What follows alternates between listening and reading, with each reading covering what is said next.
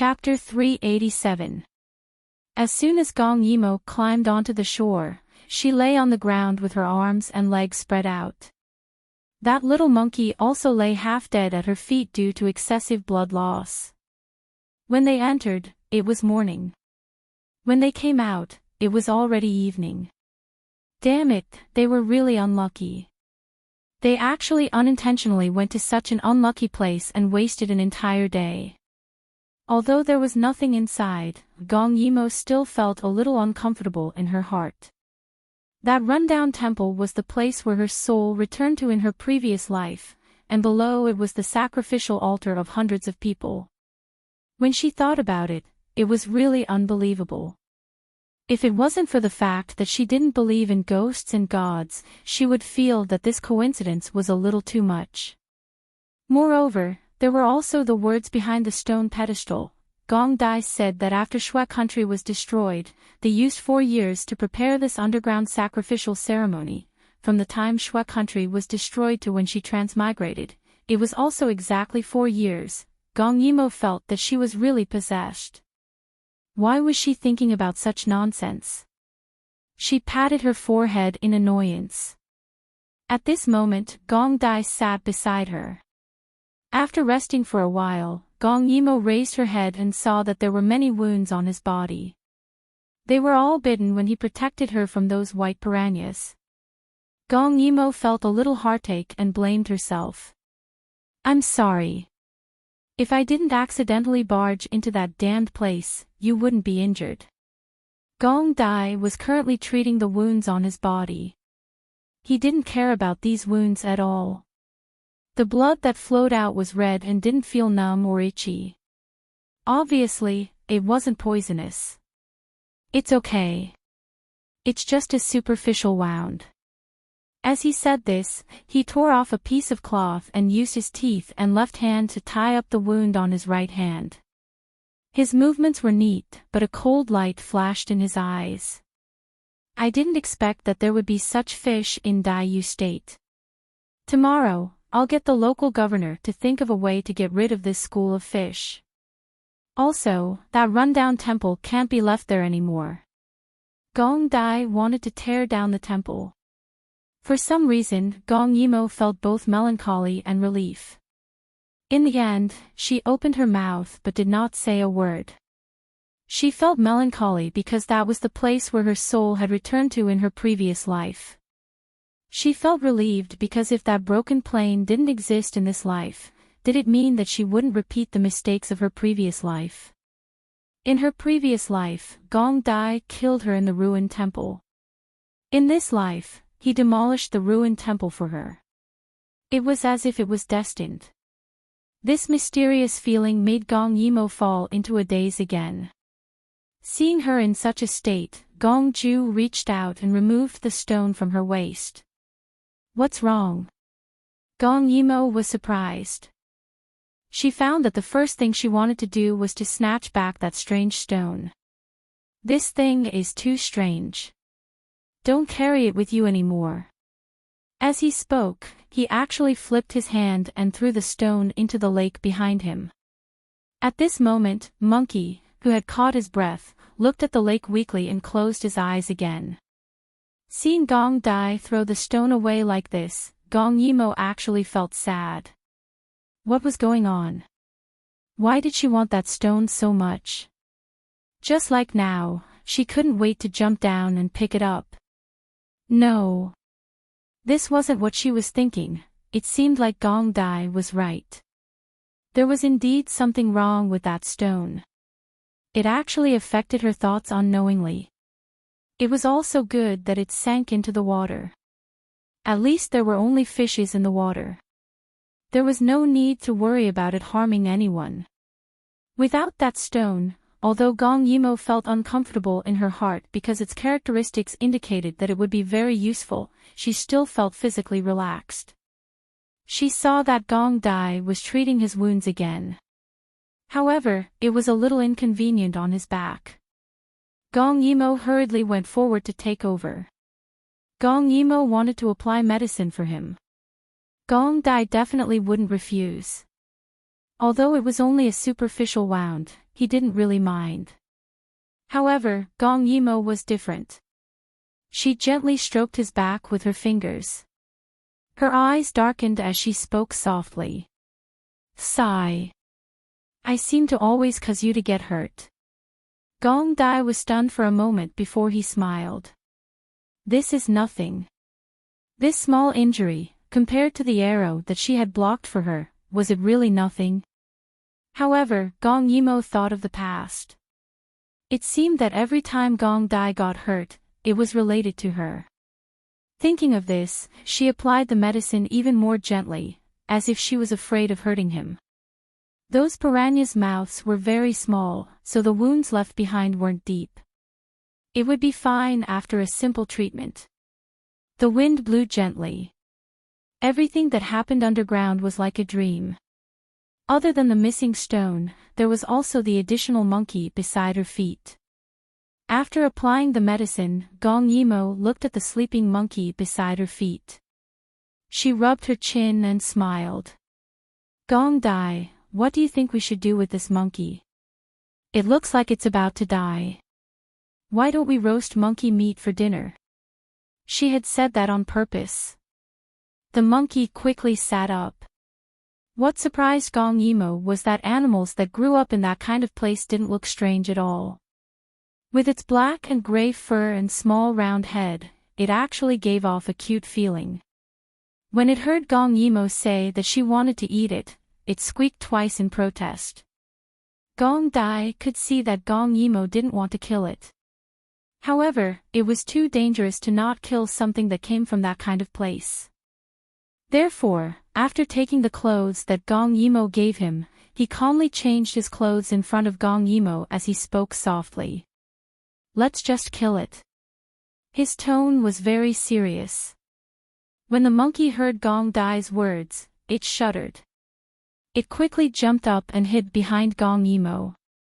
It didn't look weak from losing too much blood at all. It felt that Gong Yimo didn't really want to kill it, but Gong Dai wasn't joking. Gong Yimo was a little surprised. She smiled and said vaguely, "It's better to keep such a smart little guy. If there's really a problem, it won't be too late to kill it." Since Gong Yimo said so, Gong Dai could only agree. However, his gaze fell on the monkey a few times, making its hair stand on end. In the end, it lay on Gong Yimo's back and played dead. Late at night, Gong Yimo was lying on the bed, unable to sleep. The monkey was tied to the leg of the table outside. Moreover, Gong Dai had tied it with a metal chain the moment he returned to the city. No matter how smart it was, it couldn't do anything. Only then did he feel assured that Gong Yimo would raise such a dangerous thing. A light flashed in Gong Yimo's eyes. In the end, she actually let go of the monkey's ankles. The monkey was originally sleeping, but when it saw her like this, it actually raised its head to look at her. At that moment, Gong Yimo's expression was a little strange. "I know you can understand me." Gong Yimo looked at the little monkey and said with some difficulty, "You can swim too. How about this? As long as you can pick up the stone that was thrown into the lake, I'll take you to Dai Yu State and let you live a good life." The monkey seemed to be intelligent. It glanced at her and left. Gong Yimo lay back on the bed again. This time, she fell asleep very quickly. Chapter 388. The next day, when Gong Yimo woke up, she felt very energetic. She looked up and saw that the monkey was lying on her bed. She was shocked and quickly sat up. She realized that the chains on the monkey's legs had been loosened. The monkey's body was wet and there was something under it. Gong Yimo frowned and pulled out the object. She was surprised to find that it was the stone that should have been lying at the bottom of the lake. In order to make it easier to fix, Gong Yimo used a yellow ribbon to wrap it around her waist. Now, it was back. And it was obviously brought back by the monkey. At that moment, she looked at the little monkey and her eyes flashed with killing intent. But then she thought, if it was really the monkey's doing, then who was the one who unlocked the chains? Even if the monkey was intelligent, how could it open without a key? And the key, she touched her pillow. Sure enough, it was still under her pillow. What a ghost. The best way to deal with this was to kill the monkey and then destroy the rock. Prevention is better than cure. She had once read in a book that there was a type of metal that contained radioactive substances. If it was worn for a long time, it would cause mental confusion. If she guessed correctly, this stone was made of that material. But thinking about it, this stone was given to her by the Shui clan. Why would they want to harm her? Was there a conspiracy? Thinking about the hundreds of dried corpses she saw yesterday, Gong Yimo gradually had an idea. She decided to go back to Dai Yu State and hide this stone. Then she would replace it with a fake one. She wanted to see what the Shui clan wanted to do. As for the monkey, Gong Yimo thought about it and decided to let it go for now. It was just a monkey. What did it matter? But Gong Yimo did not tell Gong Dai all this because she was afraid that he would be worried. Soon, they arrived at Dai Yu State. Gong Yimo was very happy to be back this time. Dai Yu State was her home. She was finally back. The citizens immediately noticed Gong Yimo. From the moment she entered, everyone lined the streets to welcome her. Their princess had returned. Since the commoners were so lively, the officials and nobles in the capital naturally received the news immediately. The emperor was very happy because Gong Yimo had come back this time. She must have solved the matter of the Three Kingdoms horse farm. But he didn't know why he was gone for so long. At the entrance of the palace, Gong Yimo saw the emperor waiting for her from afar. Her eyes lit up and she hurriedly ran over. She didn't salute and just pulled Gong Qing and said coquettishly, "Imperial father, are you waiting for me here because you missed me?" Her straightforward words made Gong Qing very uncomfortable, and the smile on his face froze. "You little girl, what are you saying? You're already an adult, yet you're not ashamed at all." But in his heart, he was gratified. After not seeing each other for so long, Gong Yimo was not estranged from him. Gong Yimo pouted and mumbled, "That's because Imperial father spoiled him." "You." Gong Qing smiled and patted her head. At this time, Gong Che looked at Gong Yimo in a daze. After not seeing her for so long, he really missed her. "Mor," he said with some grievance, "when you came back this time, you actually only saw Imperial father and not Imperial brother." Gong Yimo blinked and looked at him. How could that be? "Big brother Crown Prince, I haven't seen you for a while. How did you become more handsome? The girls in the capital, I'm afraid they can't walk when they see you." Gong Qing pretended to be angry. "Your mouth is getting more and more careless. Why aren't you going in? How shameful." Gong Yimo made a face at Gong Qing. She was not afraid of him at all. Hearing her words, she quickly sat on her palanquin. Gong Dai also dismounted and saluted Gong Qing, coldly reporting the progress. Seeing that the two children were so efficient, Gong Qing was very happy. After praising Gong Dai a few words, he took Gong Dai, Crown Prince, and the others back to the palace. The entire palace was jubilant, welcoming Gong Yimo's return. Now, Gong Yimo's popularity in Dai Yu State was very high. Before, it was not obvious, but with the development of the river, the benefits of the convenient river channel were increasing. Everyone sang her praises, and someone even wrote a biography of Gu Country's princess, which sold very well. At the celebration banquet in the evening, Gong Dai presented the documents seconded by the three countries. Now, they were only waiting for the law to catch up and officially sign the agreement. Therefore, Gong Qing was very happy, and the rewards poured into the princess's residence like flowing water. The empress sat next to the emperor with a smile, looking a few years younger than before. Now that the river channel was open, people were also very grateful to Gong Che.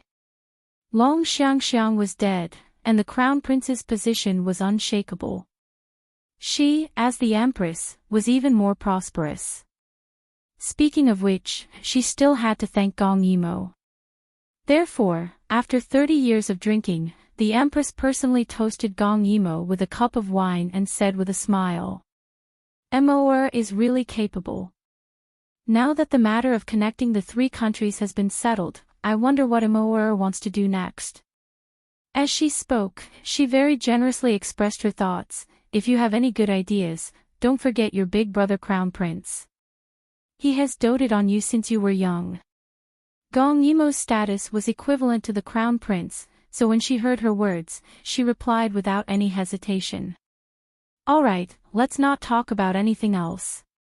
Right now, I really have something that I need to ask Big Brother Crown Prince to do."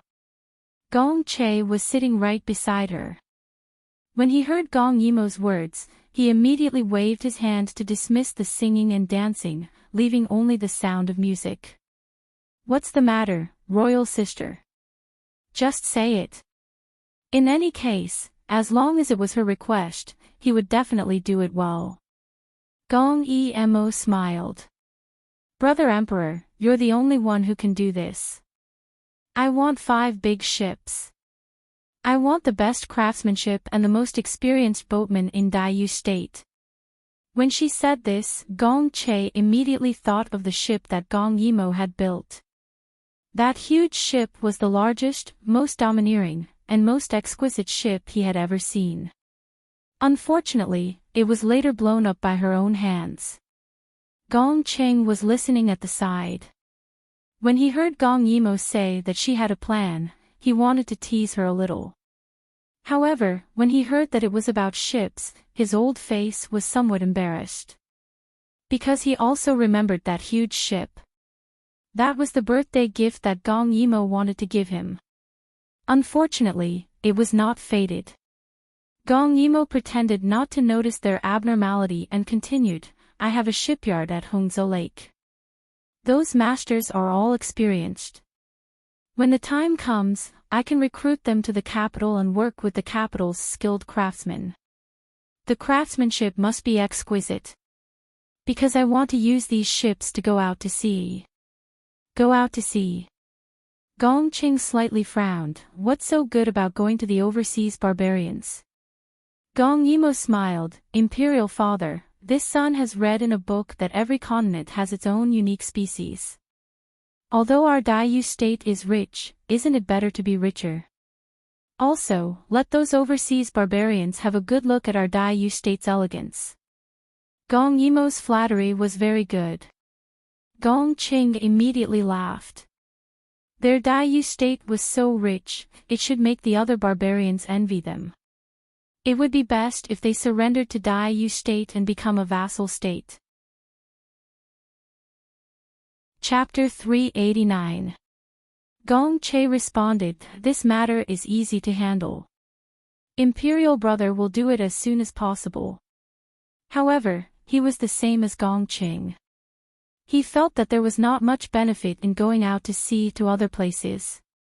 He also felt that Daiyu state was currently the richest country.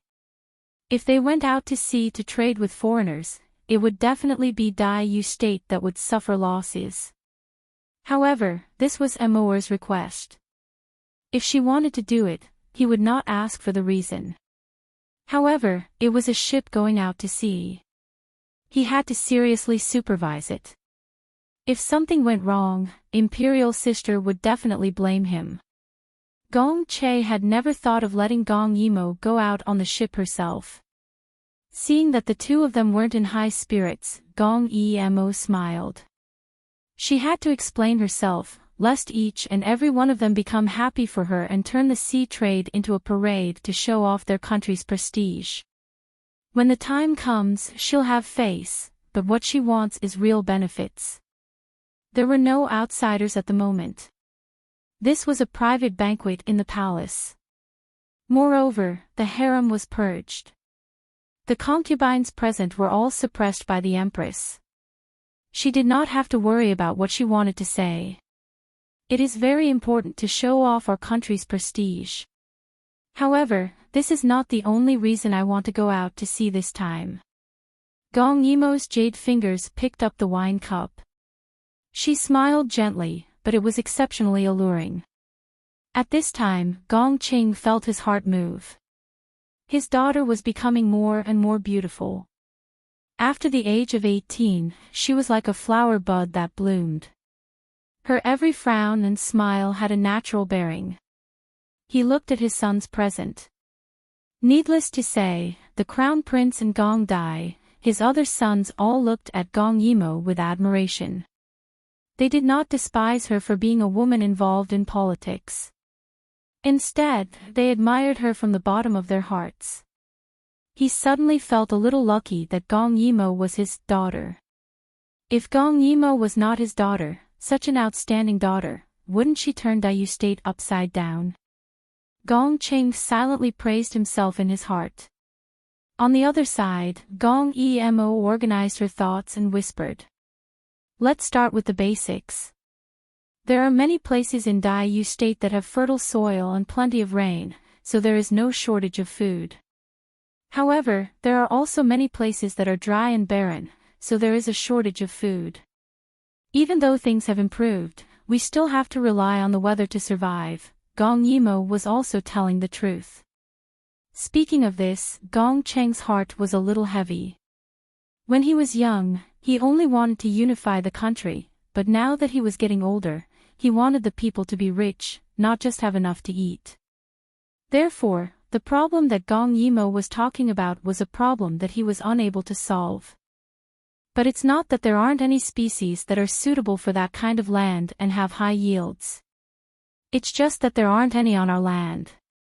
Gong Cheng's eyes lit up, but then he said, the 4 countries don't have it. Could it be that those overseas barbarians have it? He didn't believe it. Unexpectedly, Gong Yimo actually nodded. Just like how they don't have our silk and porcelain, they also have something that we don't have. God is fair. Every land has its own wonderful things. Gong Yimo had a world map in her space, but she couldn't take it out because in the minds of modern people, the sky was round and the earth was square. Moreover, the overseas barbarians that they knew were actually places like Europe, Japan, Africa, and Guinea. They didn't know that there were also South America, Australia, and so on. Therefore, she could only vaguely say, there is a country overseas. They have a yellow crop that is resistant to drought and also has a high yield. The books call it corn. It is very suitable for Daiyu State's high arid land. In addition, there are potatoes and so on. In another continent, there are red fruits that are also considered vegetables. They are sweet and sour. The locals call them wolf peaches, but I call them tomatoes. There are also cabbage, coconut, carrots, and so on. If we can get all of them, the lives of the people in Daiyu State will be richer. This is just the aspect of food. In other aspects, such as astronomy, mathematics, glass, rare animals, jewelry, and spices, we can also achieve integration. As the saying goes, take the strong points of others and make up for our weak points. Although Daiyu State is already prosperous enough, who would mind if it became more prosperous? Everyone says that Daiyu State is prosperous, but does it mean that the people have enough food to eat and clothes to cover their bodies? Only when everyone can afford to see a doctor, to study, to build a house, and to start paying attention to their appearance in life, that is prosperity.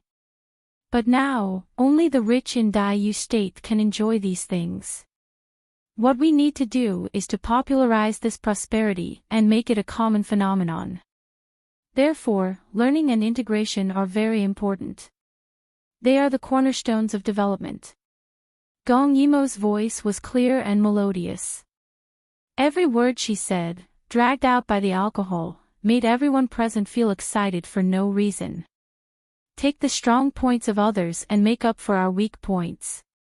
Popularize this prosperity and make it a common phenomenon. More. He looked at Gong Yimo. This daughter of his always brought him surprises. It was just like how he never knew that there would be a time when those overseas barbarians could contribute to Dai State.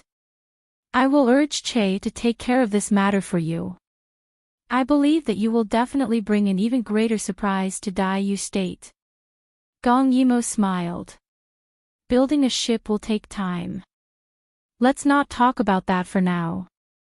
Now that the national treasury is abundant, Imperial Father, shouldn't you donate some blood for the people? Emperor Gong didn't know whether to laugh or cry. He had just praised her, and now she was asking for a reward from him. Emor, just say what you want. Whatever you want to do, I will definitely support you. Gong Yimo's heart warmed slightly, and her eyes curved into crescents as she smiled. There is one thing that is indeed urgent. Now that the matter of the 3 countries' horse ranches is on the agenda, and the road repairs won't be done in a day or 2. If the 3 countries work together, it will be much faster. However, our Dai State should also have its own national highway. Emperor Gong asked curiously, what's a national highway? Gong Yimo took a sip of wine, squinted her eyes, and smacked her lips. She said, actually, it's an official road. However, the current official road is too narrow. Mor wants to ask for permission to build an official road that runs horizontally from east to west. Emperor Qing was stunned by Gong Yimo's words, traversing from east to west. His daughter was really amazing. Not only did she build a waterway that ran directly from north to south, the Tianzi Grand Canal, she also talked about a horse-drawn road that spanned across the 3 countries. Now, she wanted to build a national highway that ran horizontally from east to west. Emperor Gong really didn't know what she didn't dare to think or do. Is the existing official road not good enough? Emperor Gong still asked. After all, the governor of every city would pay taxes to repair the official road. Could it be that the official road wasn't enough? Gong Yimo smiled. Imperial Father, the existing official road is very good. It's enough for the time being. However, have you thought about the future? Could it be that it won't be enough in the future? Emperor Gong felt that it was unlikely. The road wasn't a consumable. It wouldn't be damaged if it was always there. How could it not be enough? Chapter 390.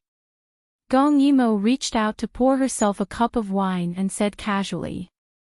The so-called official roads are just roads built by the local governor for daily convenience. Many places are very narrow. Not to mention horses, we have to take a detour up and down the mountain when we encounter a mountain. It's extremely inconvenient for transportation. In my opinion, rather than official roads, it's better to call them small roads. Everyone present listened to her attentively, because as long as it came from her mouth, it was a feasible and important matter that would benefit the country and the people. Her voice was like heavenly music, and this resplendent hall was now under her command. She continued. The official roads are narrow. Even so, it's still enough. However, Dai State has developed for hundreds of years, and the population is increasing. These official roads that meet the daily needs may not be enough in the future. What I want is a road that can be used for commerce. Gong Qing frowned slightly. He thought of the letters from many places, saying that the population was increasing and that they needed to strengthen control. What about the national roads that Immerse mentioned? Gong Yimo smiled, put down her wine cup, and said loudly, the national roads, as the name suggests, are the roads of a country. In the future, the waterways will be smooth, and the horse farms of the 3 countries will trade with each other. The domestic transportation of goods will definitely be faster. After all, the faster the transportation, the more profits. Time is money. However, the further west we go, the harder the road is to travel. Many places even have to take a big detour. Therefore, I want to use the existing foundation of the official roads to widen the roads and reduce the length of the roads by opening up the mountains.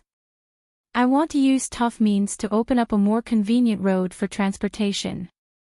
Gong Qing finally understood that Gong Yimo wanted to use a sharp weapon to open up a road. This realization made him sit up slightly, and a wide and flat road suddenly appeared in his mind. If there really was such a road, whether it was transportation or military reports, it would be much more convenient in the future, especially the military. Now that the 4 countries were at peace, it was fine. Once there was a problem, there would be a wide road to deploy troops and seize the opportunity. But after all, he was still not far-sighted enough. He did not understand the development maxim of the later generations: if you want to get rich, you have to build roads first. In order to control the gap between the rich and the poor from the beginning, this road was imperative. Moreover, it was mainly a horse track now. Gong Yimo didn't need cement, asphalt, steel bars, and iron mesh, so the project was much simpler. Gong Qing pondered for a long time before he finally said, You've just returned and you're already so worried. I know about this matter. After I discuss it with the ministers, I'll give you an answer. Gong Yimo smiled. Thank you, Imperial Father. When the time comes, I hope that Imperial Father will allow this son to discuss the matter with me. Gong Qing glared at her. I can't do without you. Just you wait. Gong Yimo smiled. Anyway, she was not in a hurry. In this life, she still had a lot of time to squander. He was only 18 years old. It was the age for him to achieve great things. At this moment, the Empress interrupted. Amor, look at you.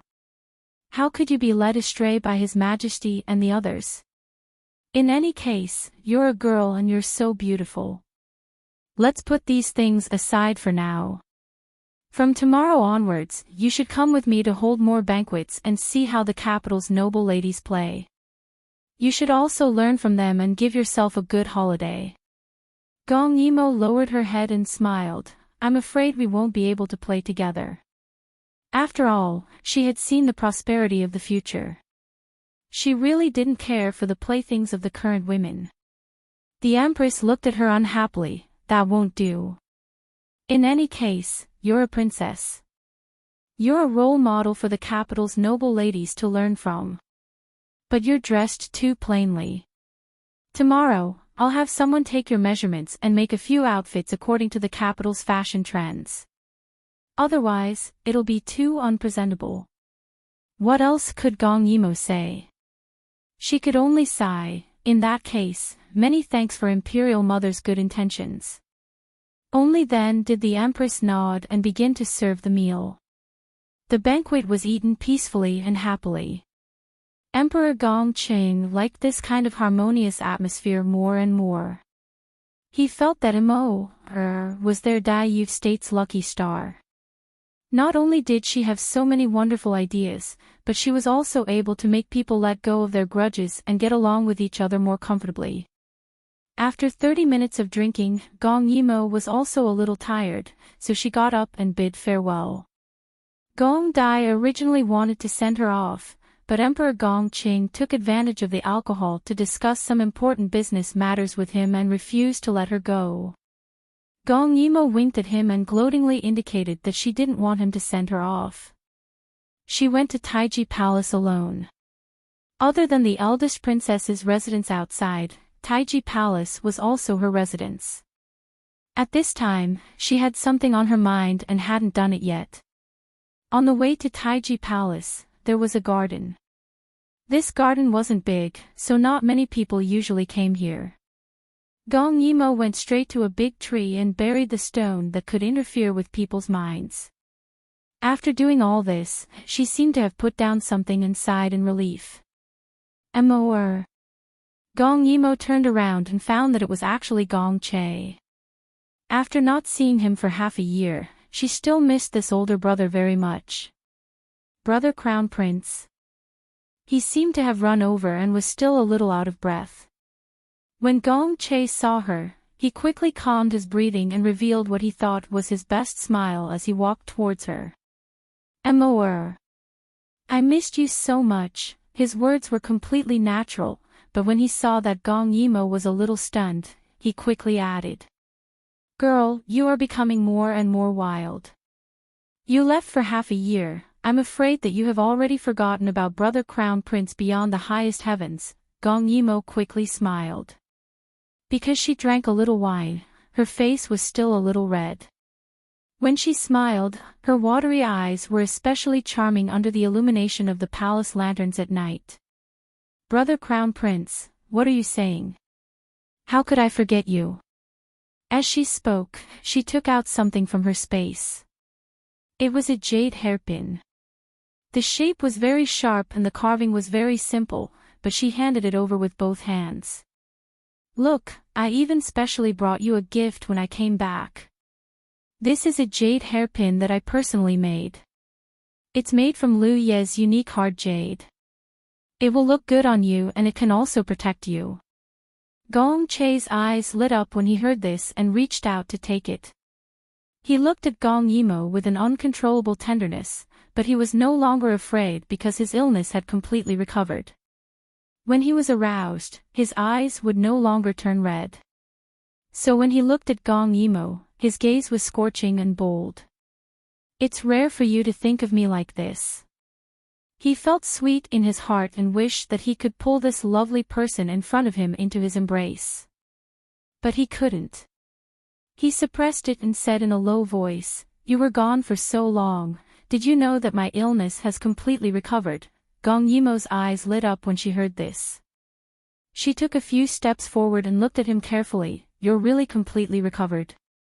That's really great." She was sincerely happy. Gong Che nodded and used his fingers to gently stroke her hair as if he was tempted. His eyes were burning with love. "And everything is fine. All of this is thanks to you." Chapter 391. Gong Che's actions made Gong Emo feel a little ticklish. She shrank back. Her delicate and lively appearance made Gong Che unable to hold himself back and hug her tightly. "Amor. I missed you so much." Gong Emo was shocked by his sudden action. Before she could resist, he said, "Can you let me hug you for a while? I'm cured. I don't want to share this joy with anyone but you." Gong Emo couldn't help but think of her previous life. In order to hide his illness, he let go of his hands and hugged her. Since he had a smooth sailing life in this life, she hoped that he would have a better life in the future. Gong Emo let him hug her out of courtesy and reached out to pat his back. "It'll be better in the future." Her soft voice rang in Gong Che's ears, causing his body to tremble imperceptibly as half of his body went numb. Gong Che knew that she was soft-hearted, and showing weakness was the most effective tactic. He also wanted to hug her like this for a little longer. But with her warm and fragrant body in his arms and the sweet fragrance of her body, when he breathed it into his abdomen, it was like a flame. It made his desire burn fiercely. He couldn't wait to press her into the flowers behind her, but fortunately, he still had some rationality left. Afraid that she would notice the changes in his body, he hugged her tightly for a while before letting go. He cupped her face with one hand and said softly, "Can you tell me why you're so good to me? Tell me you love me. Tell me that I'm different to you." He sincerely hoped for that. Gong Che even thought that as long as Gong Emo responded to him a little, it would be enough. As long as he could see her often, he would be satisfied. He would promise that he wouldn't do anything to hurt her. Time wasn't as hard as it was for her. He didn't want much, just a little bit of her gentleness. But now, she was flying higher and further away. Even his last bit of infatuation had become a delusion.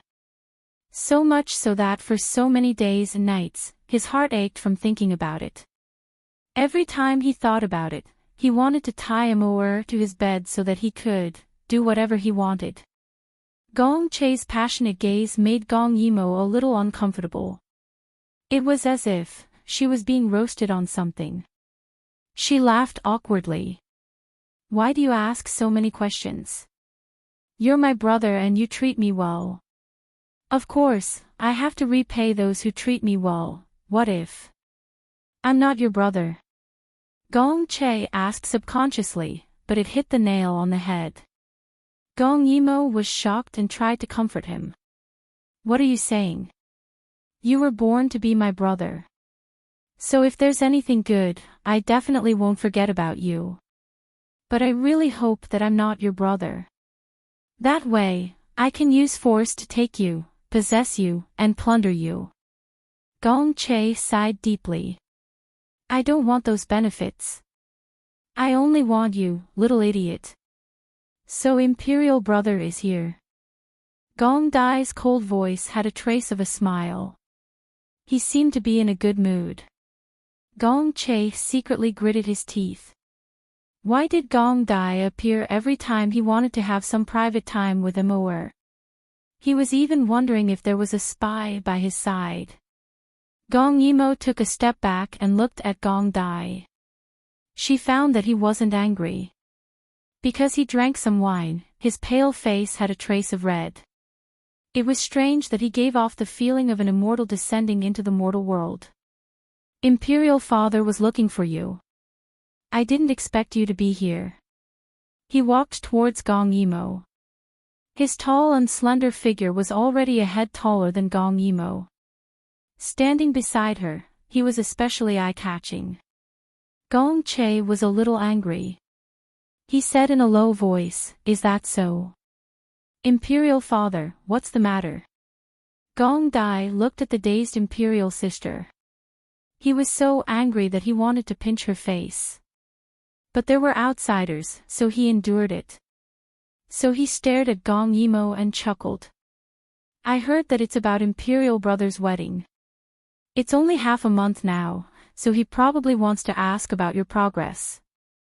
Gong Che was shocked and hurriedly looked at Gong Yimo.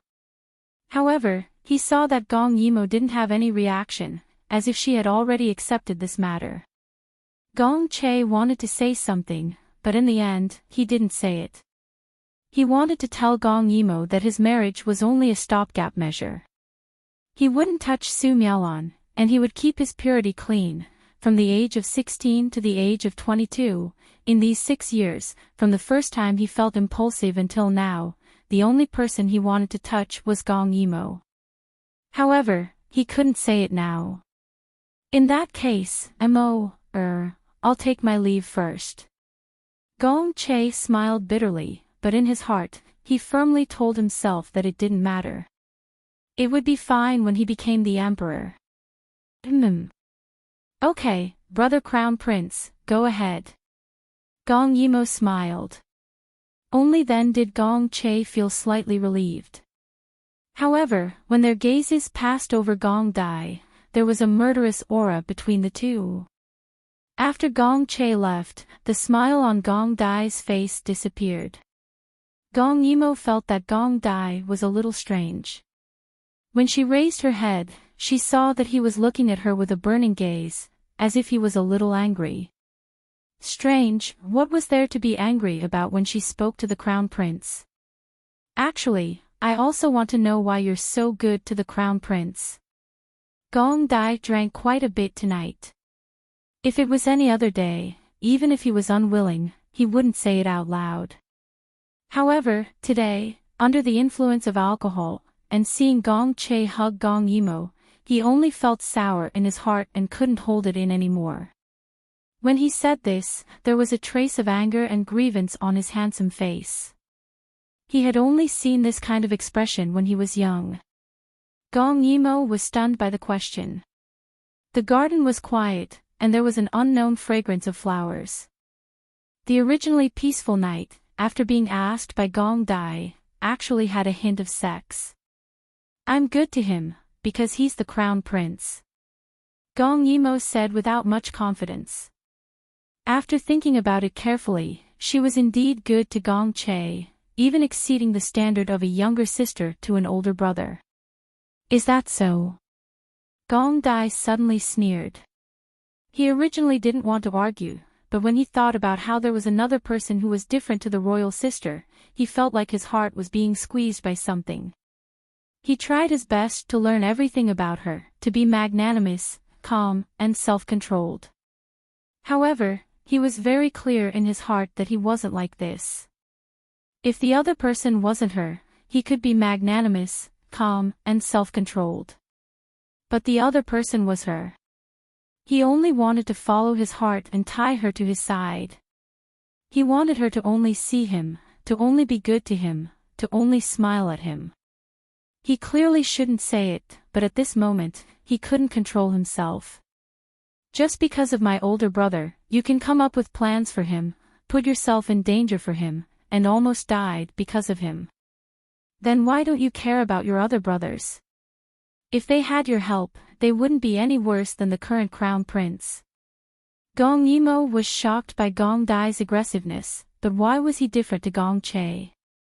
How should she explain this? Chapter 392. After she let go of her hatred, Gong Che, as the person she loved, hated, and was most familiar with in her past life, was naturally different to her. However, this difference didn't have much meaning. It was more like a thought.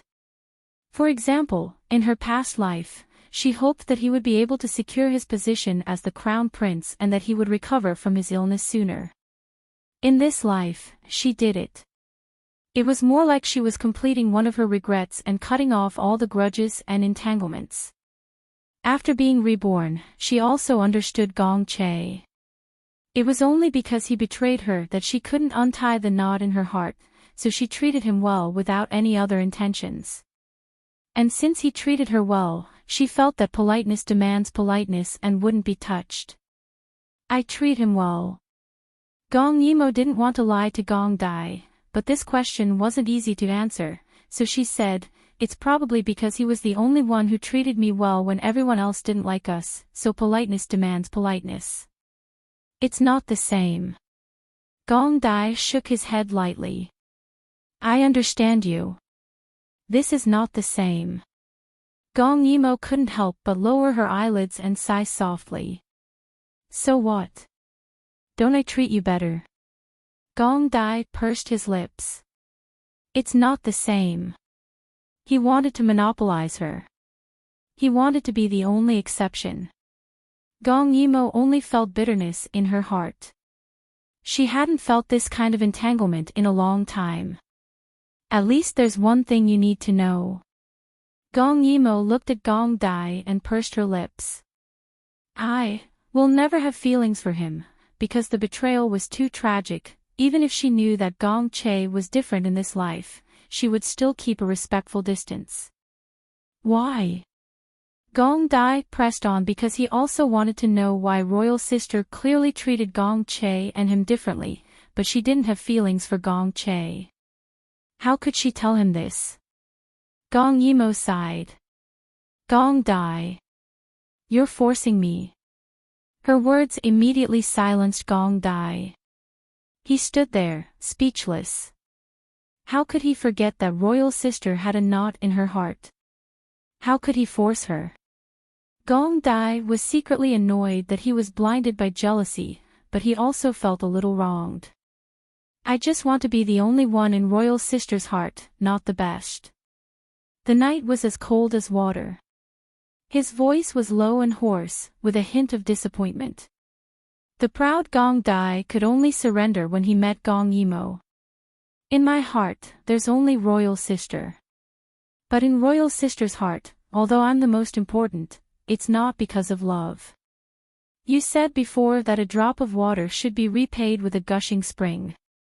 Since I love you so much, I don't need you to repay me with a gushing spring. I just want you to be equal to me, okay? As long as they were equal. Gong Yimo was silent. She really wanted to try, but she didn't have the courage to promise him. She had a knot in her heart with Gong Dai, so she really couldn't take this step. But she looked at Gong Dai. His gaze was so firm, as if he wouldn't back down no matter what. How could she reject him like this? She sighed, took a step forward, and straightened his collar. Her little face was wrinkled, as if she was thinking about something. Their breaths were so close. Her actions were so gentle, like a wife sending her husband off. Seeing her like this, Gong Dai couldn't say anything to make her feel awkward. He just looked at her face, as if it was imprinted in the deepest part of his soul. Gong Dai, I think I treat you differently. Her white fingertips rested on Gong Dai's chest. Gong Yimo suddenly spoke, and for the first time, she was so serious. There are some people that I may treat differently, but I have my reasons. For example, Kim Yoon, or Longqing Wuji. But you are an accident. Originally, I should treat you the same way I treat Gong Che. I wouldn't have any feelings for you. Her words shocked Gong Dai. He wanted to catch something, but because it was too fast, he didn't catch it. He listened to her continue.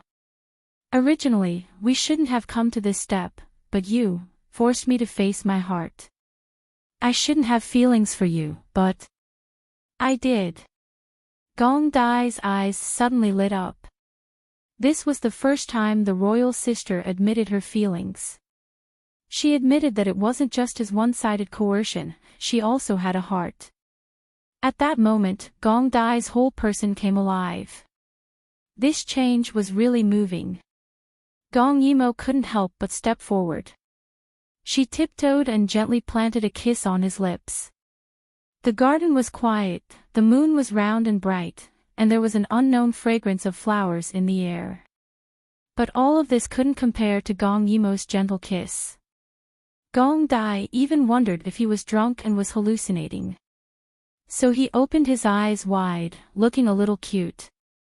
Those clear black and white eyes reflected Gong Yimo's smiling eyes.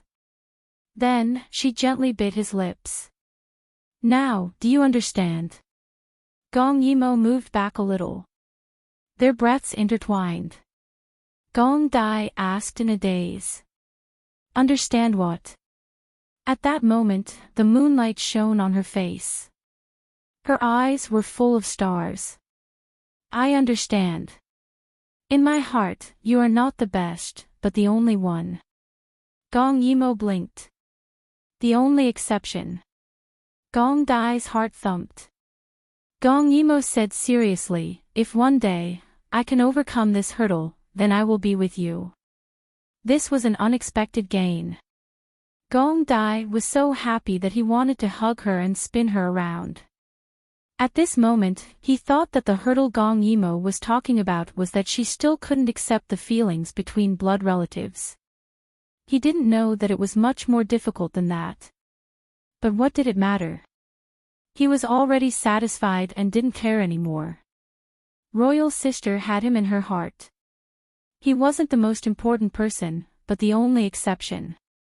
He gently held Gong Yimo's hand. The jealousy from before had long been thrown away.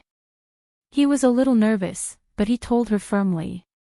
Royal sister, I will wait for you. I will wait for the day you accept me. Gong Yimo's mood was complicated, but she still nodded. And because Gong Dai was too excited, he didn't realize that there was a figure hiding under a tree in the distance, watching the scene in front of him. Prince Chi liked the eldest princess. Although he didn't see that kiss, he saw the two of them looking at each other affectionately under the moonlight. His heart thumped and he quickly chanted a meditation mantra to calm himself down. After digesting this news, a cold light flashed in his eyes. He planned to quickly go back and tell his master everything. When that time came, he would definitely have a meteoric rise. But before he could leave, two black figures blocked his escape route. You saw it all. One of the black figures laughed softly. That laughter was ghostly and cold, making people's hearts turn cold. Since that's the case, then go and see the King of Hell. As he spoke, the other person had already stepped forward, covered his mouth and slit his neck. Blood splattered. Chapter 393. The poor spy managed to escape Gong Dai's detection with great difficulty, but was killed by Gong Dai's secret guard. His dream of a meteoric rise was shattered in a second. From this, it could be seen how powerful Gong Dai was in the palace.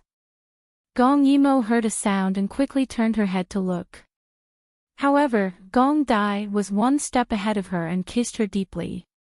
He was so eager and joyful that Gong Yimo found it hard to refuse. "Don't be afraid, no one is there." Gong Yimo was a little dizzy as their lips and teeth intertwined. However, after hearing what he said, it was obvious that he had brought a secret guard. Then, wouldn't her actions just now have been seen by others? Her face flushed red as she angrily pushed Gong Dai away. He actually dared to bring a secret guard in the palace. This person was really getting more and more daring. "I'm going to rest. Goodbye." She turned around and quickly ran towards Taiji Palace. That monkey had a wild nature. She still wanted to go back and have a good time. Gong Dai didn't chase after her because he coldly saw a corpse being dragged away in the dark. His red lips curled up as he sneered. Although the Long family was dead, there were still people in Dai Yu State who wanted to secretly trip him up. However, he didn't expect these people to be so daring. It seemed that he hadn't killed for half a year, so their minds were active again. In that case, he didn't mind playing with them again. Everything was proceeding in an orderly manner. A few days passed. The emperor was very happy about Gong Yimo's return. Moreover, the things she said were also in the process of being built. This made Gong Qing eager to get into action. He couldn't wait to join these young people in a big fight. However, extreme joy turned to sorrow. He suddenly fell ill. Gong Yimo served him medicine at the side and muttered, "Imperial father, I really have to hand it to you. You can still get a fever in this kind of weather. You're already an adult, but you still make people worry." Gong Qing pretended to be angry and said with a fierce face, "You're becoming more and more lawless. Isn't someone you can teach?" But as soon as he said that, he coughed a few times. Gong Yimo saw this and stuck out her tongue unhappily. But she still hurriedly put the bowl of medicine aside and handed him a handkerchief. Gong Yimo frowned and said to Changxi, who was beside her, "Eunuch Changxi, why did Imperial Father suddenly fall ill? What's going on?" In his impression, the emperor's health was particularly good. Although he had passed away very early in his previous life, in this life, he had already passed the age of 42.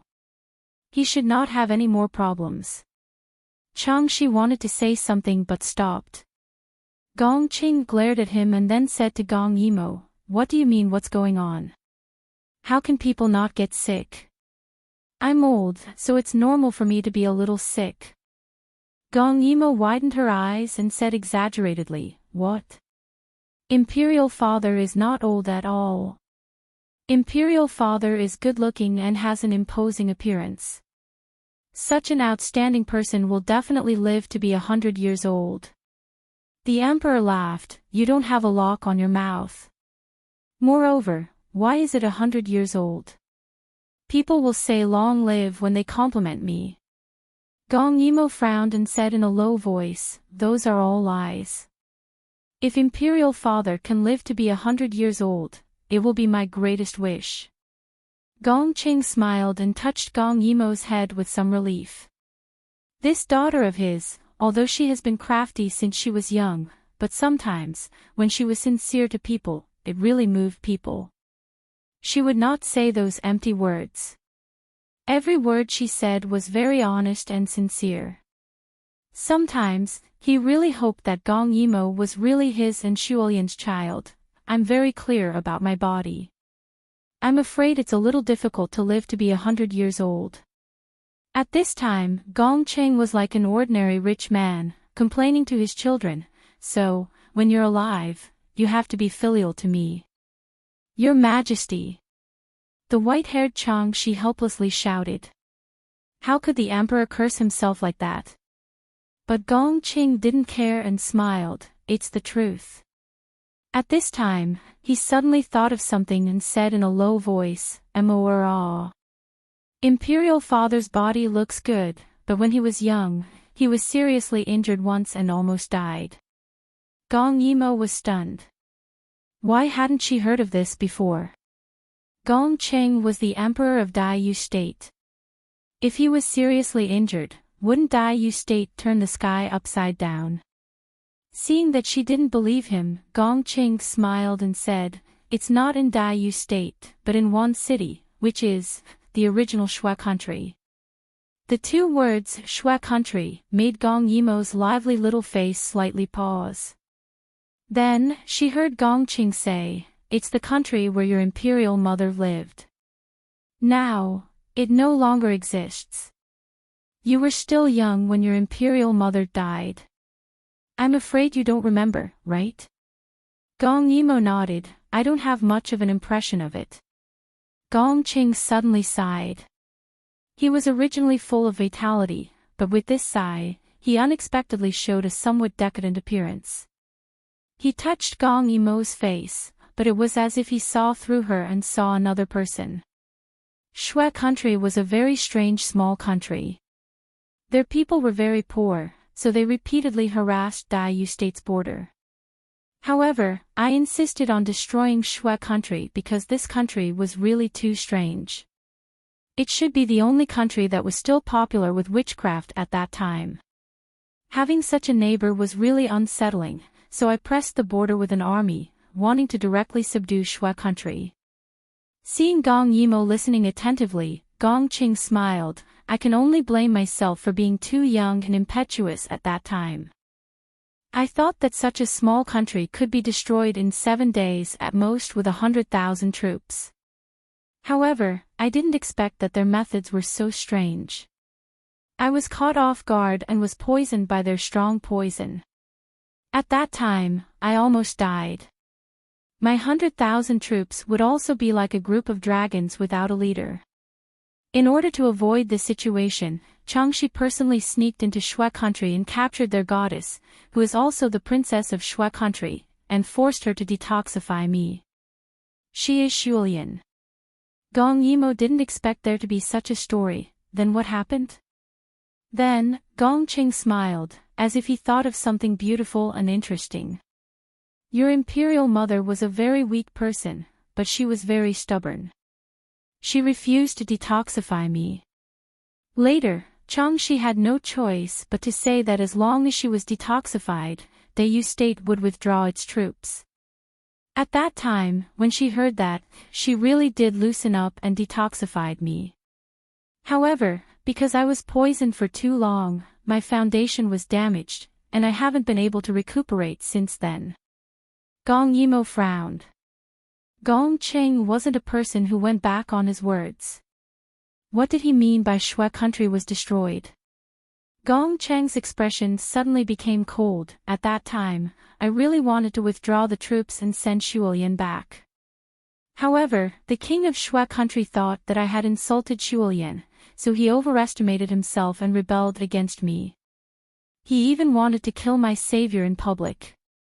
Naturally, I wasn't willing, so I broke my promise for the first time and destroyed this country." Speaking of this, he sighed, "But because of Shulian's friendship, I didn't kill them all. I only expelled those who were unwilling to submit." Chapter 394. When Gong Yimo heard Gong Cheng's words, she realized that the Shui clansmen she met were the ones who were expelled because they refused to surrender. The others who were willing to stay had long assimilated with the people of Daiyu State. Seeing her deep in thought, Gong Cheng's expression was conflicted for a moment before he asked in a low voice. "Mor, do you resent Jin? After all, Jin caused you to lose your mother's clan." Gong Yimo stared blankly for a moment before she revealed a sweet smile. "How could that be?" She thought about her words and said seriously, "State affairs, family affairs, and private affairs, I'm very clear about them. After all, our positions are different, and our political views are different. As for me, I'm a person who can look at problems rationally. Don't worry, Father Emperor. Gong Qing felt that it was a bit inconceivable because Gong Yimo was only 18 years old. How could she see through things to this extent? He said after some consideration, Shen caused you to lose your mother's clan, and also caused you to stay in the cold palace for 6 years. Do you really not resent Shen? Gong Yimo waited for him and muttered, I used to resent you, but, if Father Emperor tells me more about Imperial Mother, I'll consider forgiving you. Her words clearly showed that she didn't put these things in her heart. She was always like this, magnanimous, but pretending to be heartless. Gong Cheng's heart was filled with mixed feelings. He was gratified and guilty. What virtue did he have to be able to pick up such an outstanding daughter? All right, Shen will tell you. As he spoke, he no longer avoided the past and recalled the past. The entire Zhaoyang Hall was exceptionally harmonious. The people in the emperor's sleeping quarters were all trustworthy. As they quietly worked on the matters at hand, they would intentionally or unintentionally listen to the father and daughter's conversation. This scene was like an ordinary father and daughter, with a sense of intimacy. Green smoke rose from the golden dragon top incense burner. As Gong Qing spoke, he actually felt a little sleepy. Gong Yimo was still in high spirits. Father Emperor, you just brought Imperial Mother into the palace like this? She's such a stubborn person, isn't she very unhappy?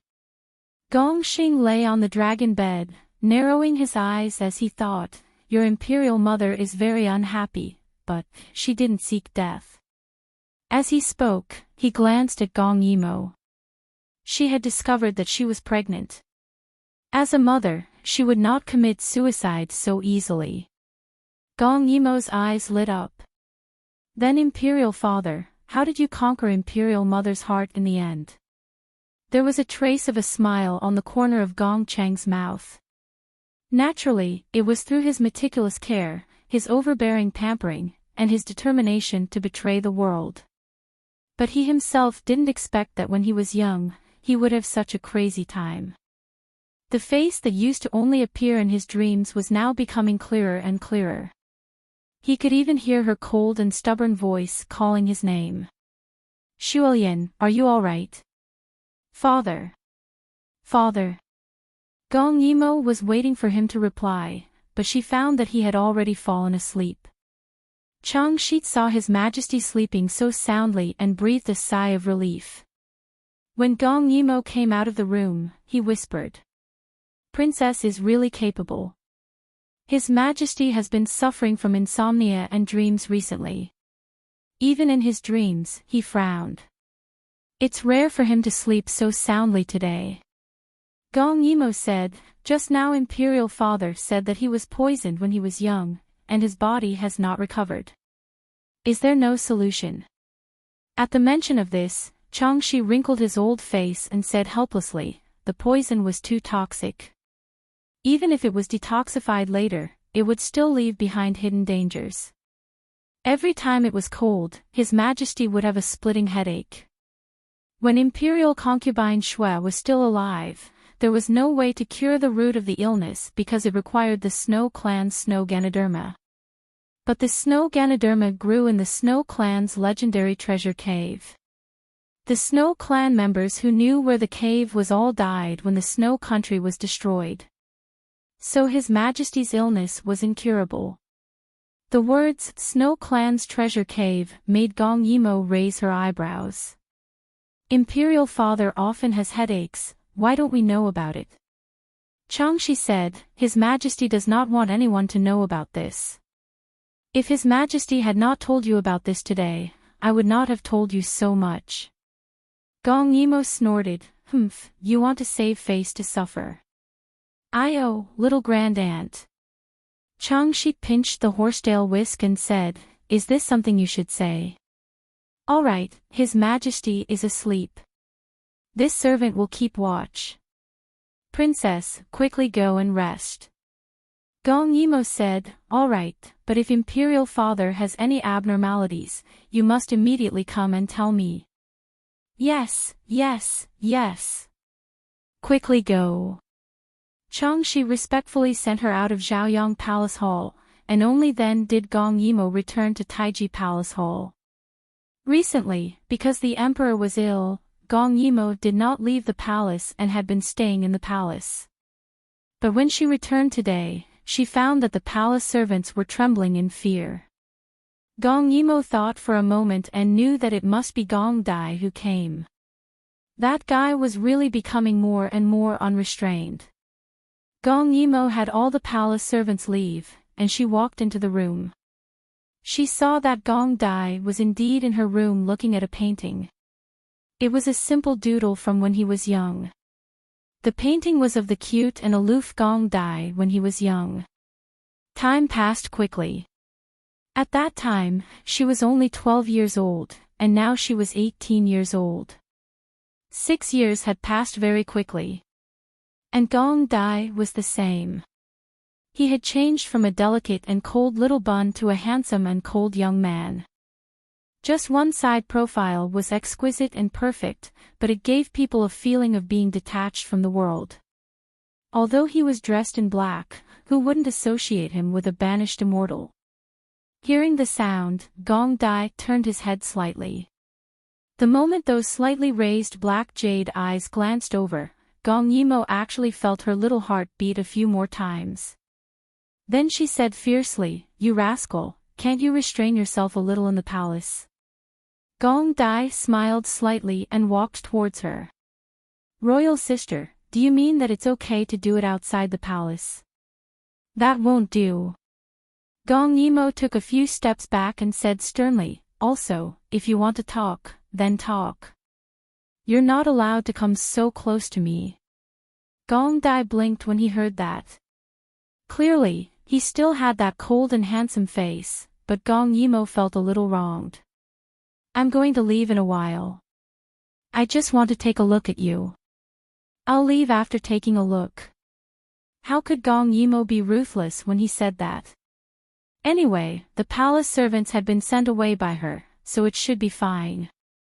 Seeing that her expression had softened, Gong Dai quickly went forward and put his hands around her waist. Gong Yimo found herself sitting on Gong Dai's lap in an embarrassing position. Her face flushed red. "Wait." Gong Dai's clear eyes looked at her unblinkingly, as if she was the one with dirty thoughts. Where are your hidden guards?" Gong Dai smiled lightly. "They're not here. I sent them out." Gong Yimo then relaxed slightly. After relaxing, she despised herself. Gong Yimo, you're done for. Your first reaction was not to push him away, but to be afraid that someone would see." She put on a serious face. "Since you've seen, can you leave now?" Gong Ju raised his eyebrows slightly. What if he wanted more after seeing it? What should he do?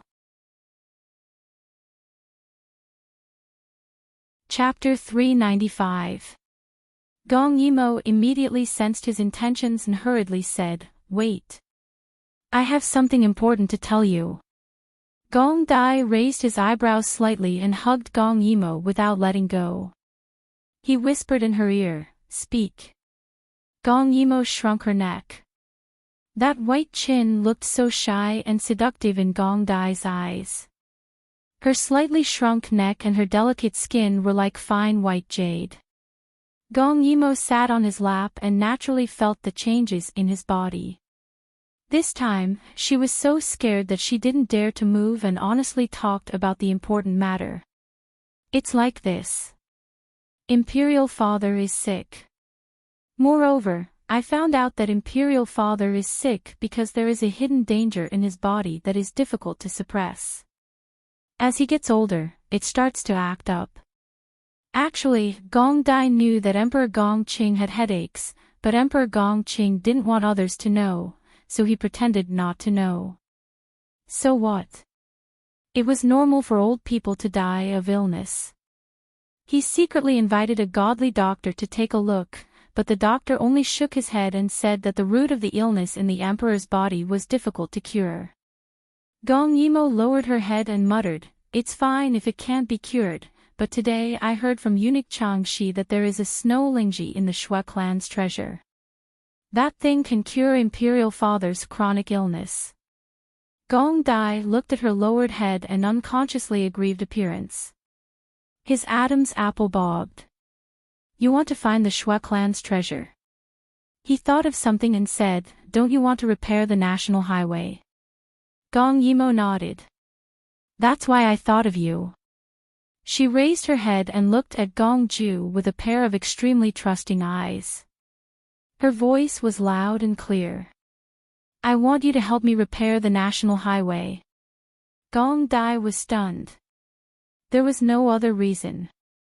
If it was just ordinary repairs, it would be fine. But Royal Sister actually wanted to teach him the method of making refined weapons. This was no longer a simple trust. This was something that she would rather die than let go of. Gong Yimo's heart pounded when she said this because she didn't know if this was the right thing to do. But if she had to hand over the secrets, the person she trusted the most would definitely be Gong Dai. Gong Dai didn't want to be the emperor. He held great power and gradually controlled the economy. In other words, if he wanted to be the emperor of Dai Yu State, Gong Che wouldn't be his opponent. He was much stronger than in her previous life. In her previous life, Gong Che had her help, but in the end, he and Gong Ju shared the world equally. In this life, she helped Gong Ju even more. His strength could be imagined. Therefore, Gong Dai was trustworthy. He had a high status, wasn't greedy for power, and wouldn't be tempted by money or beauty. He was also very capable. Most importantly, he was taught by her. He was the only person in the world who knew about physics and chemistry other than her. Excavating a mountain was technically difficult, but as long as he was taught the ropes, he could do it well. But this matter was also risky. What if Gong Ju changed his mind after the woman was given to him? Once his ambition swelled, he could easily flatten the 4 countries and unify the Central Plains. Even if she wanted to stop him, the chances of victory were 50%. It would cause great suffering and the result would be even more terrible than in her previous life. But she still believed in him. In this life, he wouldn't betray her trust. She firmly believed. Gong Dai stared at her quietly. No one knew better than Gong Dai how careful Gong Yimo was. She guarded this weapon and wasn't willing to tell anyone. She was afraid that the person who used it would have evil intentions. She was afraid that in front of such a huge temptation, even the most upright person would become greedy. Therefore, she had always been on guard. Besides Gong Yimo, he was also the person who understood the power of this weapon the most. He even felt that as long as Gong Yimo let him test it once, he would be able to figure out its composition. At that time, with this weapon in hand, he would be invincible in this world. No man would be able to resist this kind of temptation. He looked at the little person in his arms. Unknowingly, she was no longer the omnipotent and tall sister. She was now a little woman who would act spoiled in his arms. He had grown up, and she had become more and more petite. At this moment, she was looking at him with her pair of clear eyes. Her eyes were full of trust, but there was also a hidden uneasiness. This thing, in her heart, was perhaps more important than her life, but she was willing to give it to him. Gong Dai couldn't hold back anymore. He hugged her and kissed her. She seemed to be a little dazed. Her small mouth was slightly open, giving him a chance to deepen the kiss. Gong Yimo was talking to him about serious matters, but he suddenly attacked her. She wanted to resist, but her body was held tightly. However, as he became more and more skilled at kissing, her body was melted by his body temperature and turned into a puddle of spring water. Bastard! She wanted to talk about serious matters. The room was quiet, but some suspicious and ambiguous sounds could be heard. They were entangled and breathing heavily. Yes. Yes, Gong Yimo reached out her small hand to push him away, but her eyes were moist. She couldn't wait to be moistened by him. Gong Dai was pushed away by her, but he hugged her and kissed her fiercely before he was willing to stop. Seeing her red lips, Gong Dai looked down and gritted his teeth. I'll go find the Snow Clan's treasure. You go repair the national highway.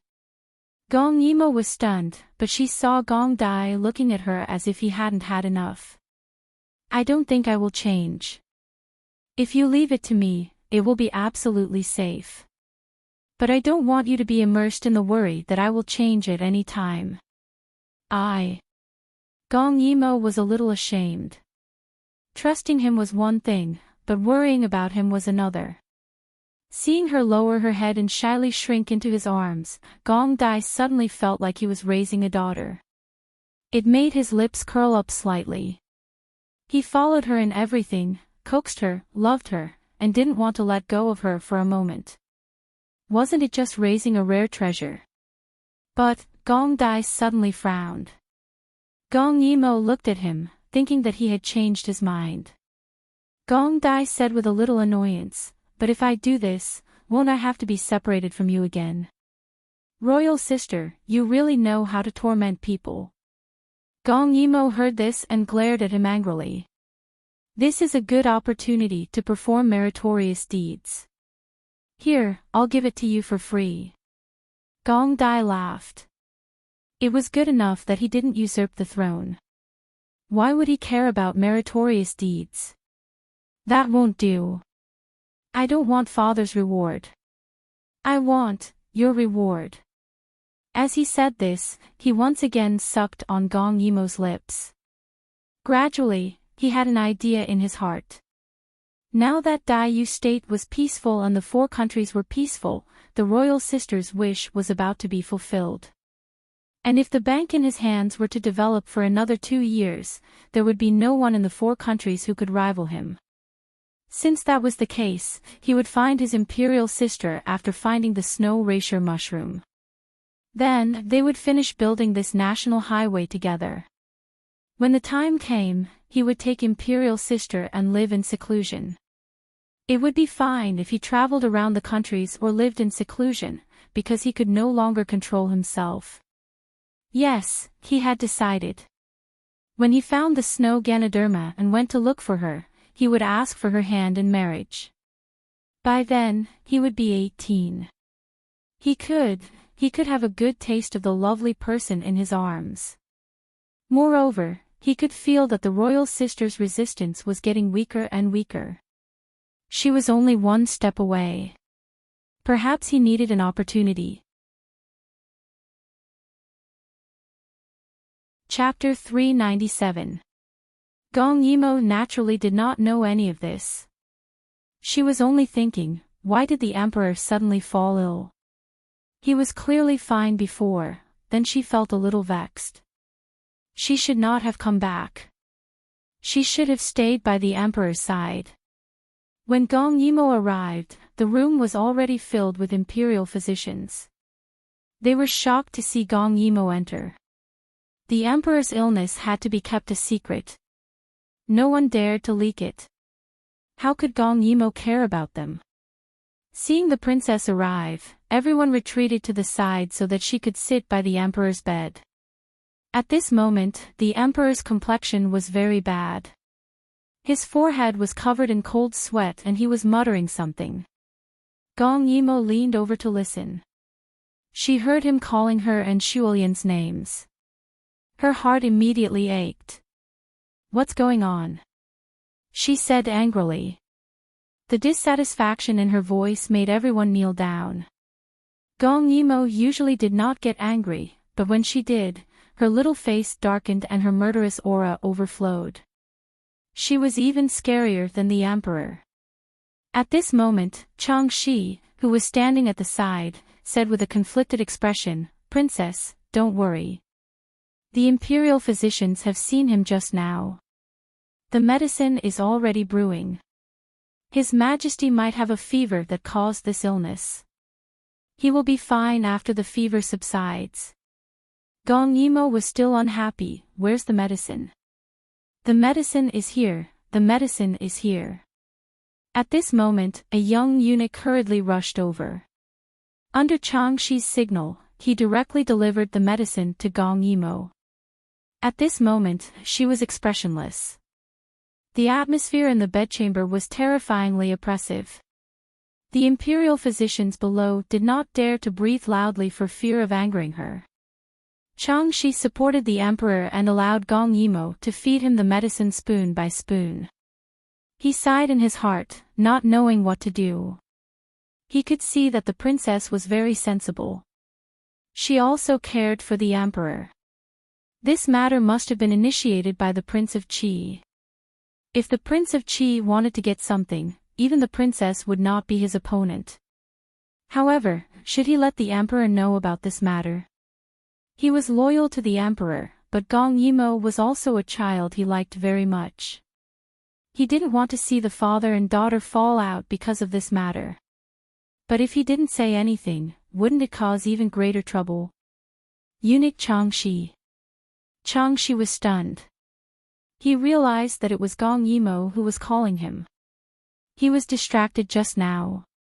The young eunuch who delivered the medicine was Changshi's trusted aide. He was also very quick-witted and quickly said, "Head steward, the princess asked you just now, has His Majesty ever been in such a situation before?" Changshi hurriedly looked at Gong Yimo and found that she was looking at him seriously.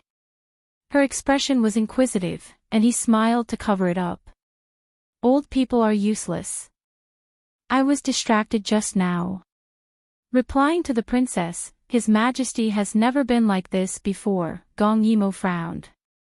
In other words, it was getting worse as she got older.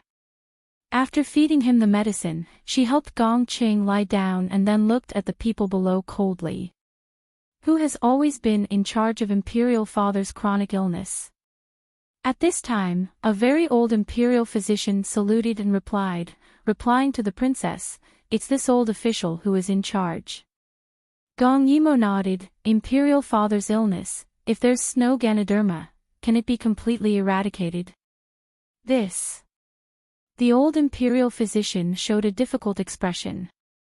After thinking for a moment, he deliberated and said, replying to the princess, "His Majesty's body has been damaged for too long. Even if there's snow Ganoderma as a guide, to remove the root of the illness, this official only has 50% certainty." Gong Yimo narrowed her eyes in displeasure. The certainty is so low. At this time, Gong Dai also came. He glanced at the people kneeling on the ground. Seeing Gong Yimo frowning, he asked directly, "What's wrong?" Seeing Gong Dai, Gong Yimo felt a little relieved. "Nothing, it's just that we have to find the snow Ganoderma quickly." Changshi listened from the side. The princess is actually going to find the snow Ganoderma. One must know that in order to find the snow Ganoderma, His Majesty almost turned the former Shui country upside down. Gong Yimo wanted to find it as difficult as ascending to heaven. But her concern is really touching. Although she's not His Majesty's biological daughter, she's much more considerate than His Majesty's biological daughter. Changshi glanced at Gong Dai, but saw that Gong Dai was also looking at him. His heart couldn't help but jump, thinking that Gong Dai discovered something. At this time, Gong Qing suddenly coughed a few times and woke up. "Imperial Father." Gong Yimo hurriedly called out and looked at him with wide eyes. The emperor's head hurt, but seeing so many people in the room, he said in a hoarse voice, "What's going on? Such a big scene." Gong Yimo breathed a sigh of relief and patted her chest. "Scared me to death. Imperial Father, your old illness acted up and you fainted from the pain." Gong Qing subconsciously glanced at Gong Dai. Gong Yimo glared at him. "What, are you afraid of people knowing?" "Imperial Father, your health is more important. Everything else is empty. I've decided to go find the Shui country's treasure and find the snow Ganoderma for you." No. Gongqing suddenly said in a hurry, but because he said it too quickly, he couldn't help but cough a few times. Seeing him making such a big movement, Gong Yimo patted him and asked in puzzlement. What's the matter? Gong Cheng's mind quickly thought of the words, and whispered. Shui country is strange, who knows what this so-called treasure is? It's too dangerous, you're not allowed to go. Gong Yimo pouted, it's hard to say whether we can find it or not. Besides, your daughter is so powerful, even if we find it, there won't be any danger. You can rest assured. But Gong Cheng's expression was still very serious. He thought for a while and said. Jin usually doesn't have this problem, so it's not a big deal. If you really have the heart, when the trade route is developed in the future, you can keep an eye out for Jin. After all, Jin doesn't believe that the snow Ganoderma can only grow in the Shui country's treasure. If you keep an eye out for this, it's much more practical than looking for that illusory treasure. Gong Yimo felt that what Gong Qing said seemed to be reasonable. She also didn't believe that there was a plant that could only be found in one place. It seemed that she could also ask Kim Yoon and Longqing Wuji to keep an eye out for her. Thinking of this, she nodded reluctantly. After Gong Dai found that Gong Yimo nodded, the emperor imperceptibly breathed a sigh of relief, and then began to drive them out. Okay, Jin is tired, you all can go out. He said so, and after waking up, he seemed to be fine. Although Gong Yimo was a little worried, she didn't want to disturb his rest, so she took Gong Dai out. As soon as they left, the imperial doctors were also driven out, leaving only a few confidants in the room. Chang Shi helped the emperor up, and immediately a palace servant came over and let him rinse his mouth with water. Your Majesty, why don't you let the princess look for it? Chang Shi asked puzzledly. He felt that with Gong Yimo's ability, she would definitely be able to find it. Gong Qing rinsed his mouth, and took the handkerchief to wipe his mouth. Finally, he held the golden silk handkerchief in his hand and said softly. It's not that Jin doesn't want her to go, but... Before Shulian passed away, she begged, saying that in the future, no matter what, Mo, cannot be allowed to look for the Shui country's treasure, and it's best not to contact any Shui country's people. Chapter 398. Why is that? Chang Shi didn't understand. When Imperial concubine Shui was dying, Emperor Qing drove everyone out, so he held Gong Yimo and guarded outside the door. He didn't know what Imperial concubine Shui said. Emperor Qing shook his head. Shui Lian didn't say anything, she just wanted me to agree. She also wanted me to expel all the people in Daiyu state who weren't assimilated. I did that. Since the emperor said so, Changshi didn't ask anymore, because as long as Imperial concubine Shui said it, His Majesty will definitely do it. Thinking of this, he felt a little regretful. He really felt that if Shui country really had a treasure, the person who could find it must be the princess. Emperor Qing thought of the past and fell into deep thought. Imperial concubine Shui was hiding something from him. He knew very well that she would rather die than give birth to Mo. It wasn't just because of maternal love. The child in her belly was different, she seemed to know it from the beginning. Later, after Mo was born, her performance was mediocre, so he slowly let down his guard. Otherwise, he would have thought that the Shui family did something to the child. Later, when Shui Lian died, he didn't care about Mo, so Mo stayed in the cold palace for 4 years. Later, when she appeared, Emperor Qing couldn't help but like her, but at the same time, he was also deeply guarded against her. It's just that time reveals a person's heart. Everyone in this world may have bad intentions, but Mo wasn't. Her heart was bright and broad, and she couldn't tolerate any evil. There was no hatred in her eyes, her human nature was righteous. This was also why he liked her more and more. She was a very good child, and she deserved the best in the world. Changshi was also a little absent-minded. Should he say it? If he said it, with His Majesty's importance to the princess and the prince, he didn't know how sad he would be. And with His Majesty's thoughts, he might do something extreme. But if he didn't say it, would it be good to let them go on like this? When he thought of Gong Yimo's concern for His Majesty, her natural worry, and every time she would seriously call him eunuch Changshi, her attitude was very respectful. Changshi's heart, he couldn't be ruthless. He was loyal to His Majesty, this would never change. But if he really talked about this matter, it wouldn't cause any harm to Dai Yu State or His Majesty. Instead, it would cause a big uproar. Since it was like this, pretend he didn't know. As the days passed, Gong Yimo's letters flew out like snowflakes. She not only asked Lu Yi and Yu Heng for help, but also the crown prince. Of course, the main one was Gong Ju. His T. His T T T T T T T S T T T T It U He. He had so many subordinates, so she had to make good use of them. But while she was busy, the Empress called her to attend a banquet. The Emperor had just recovered from his illness, so the palace should be lively, but there was no need to do this every 2 or 3 days, right? Gong Yimo asked the palace maids to dress her up, then she went to Feng Chi Palace. Although it was almost July, the weather wasn't very hot.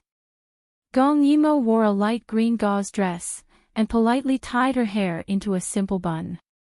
Actually, if it were up to her, she would rather tie her hair in a ponytail. There was a small garden in Feng Chi Palace, which was planted with rare species that Gong Che had collected from all over the years. They were colorful all year round, and now was the time when they bloomed the brightest. From afar, a woman's laughter could be heard. Gong Yimo straightened her dress and walked in with her people. Seeing Gong Yimo come, the Empress was naturally overjoyed. She believed that with the relationship between Immerse and Che, Immerse wouldn't forget about Che when she went out to sea in the future. So she quickly waved at her, indicating for her to sit by her side. Seeing Gong Yimo come, many of the noble ladies present were a little timid. But they had already seen Gong Yimo once a few days ago. She was very amiable throughout the whole process, and she was very simple and didn't put on any airs. So this time, they all boldly approached and sat around the Empress seat. Some of them hadn't seen Gong Yimo before, so they wanted to take a good look at her and see if she was similar to what they had imagined. Immerse. Look, they all like you very much.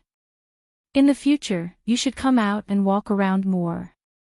I haven't seen you leave the palace since you came back. Gong Yimo smiled and glanced at Su Miaolan, who had been avoiding her since she came in, and said softly. Imperial Mother is right. In the future, this son will definitely come out and walk around more. Only then was the Empress satisfied. Thinking of something, she pointed at Su Miaolan and said, "This is your sister-in-law. She's getting married in a few days. Originally, she shouldn't be going out now, but this child misses me and is filial. Immerse, you should also meet her." Gong Yimo looked at Su Miaolan and called her sister-in-law with a grin. Now that she faced Su Miaolan again, she was completely at ease. Although there was a grudge in her heart, she was just like Gong Dai and Gong Che. If they didn't do anything to hurt her, she had no reason to hold a grudge against them. It was too tiring. Hearing her call her sister-in-law, Su Miaolan hurriedly responded, but her eyes were still evasive. Those who didn't know would think that Gong Yimo had bullied her before. Gong Yimo smiled calmly and didn't deny it. Because they weren't on the same level and couldn't be her opponent. However, Su Miaolan's expression was seen by her close friends. They thought, Princess Gu must have bullied Sister Miaolan before. Otherwise, Sister Miaolon wouldn't show a frightened expression every time they talked about her and tell them to stop talking about her. That girl looked at Gong Yimo and thought, she wasn't that scary. What's wrong with being a princess? Can a princess be unreasonable? She pushed Su Miaolon. Sister, didn't you say that you have a gift for the Empress? Hearing this, Su Miaolon glanced at her with a smile. Yes, I almost forgot. Thank you. Being praised, the girl was rather embarrassed. Then, she looked at Gong Yimo with some pride. She believed that once Sister Miaolon took out her gift, it would definitely overshadow this princess's limelight. The Empress was interested when she heard this, but she still said, Child, we're going to be a family soon. Why are you still so polite? Su Miaolon blushed. This is just a token of Miaolon's sincerity. As she spoke, she handed the box over. The Empress opened it and saw that it was a pair of purple pearl earrings. They shone brilliantly, exquisitely, and beautifully. These purple pearls were hard to come by, and such a beautiful purple color was even rarer. At this moment, someone said, Ah, this is Master Bodhi's work. He only makes one piece of jewelry a year. Sister Miaolon is so thoughtful. Gong Yimo glanced at them and didn't comment. However, the others around her were already praising it. Master Bodhi's work was indeed rare. No wonder they were so excited. At this moment, Su Miaolon glanced at Gong Yimo and said with a smile, Master Bodhi has some connections with my mother. Another day, I'll have Master Bodhi make one for the princess. I didn't know that the princess would come today.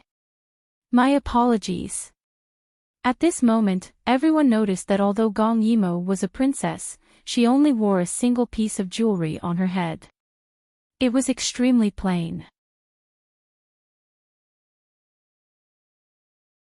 Chapter 400. When the Crown Prince had returned, he had gifted her Cloud Orchid brocade and the Empress Cloud Flower brocade. These were the third and second best brocades in the Yuhin Kingdom.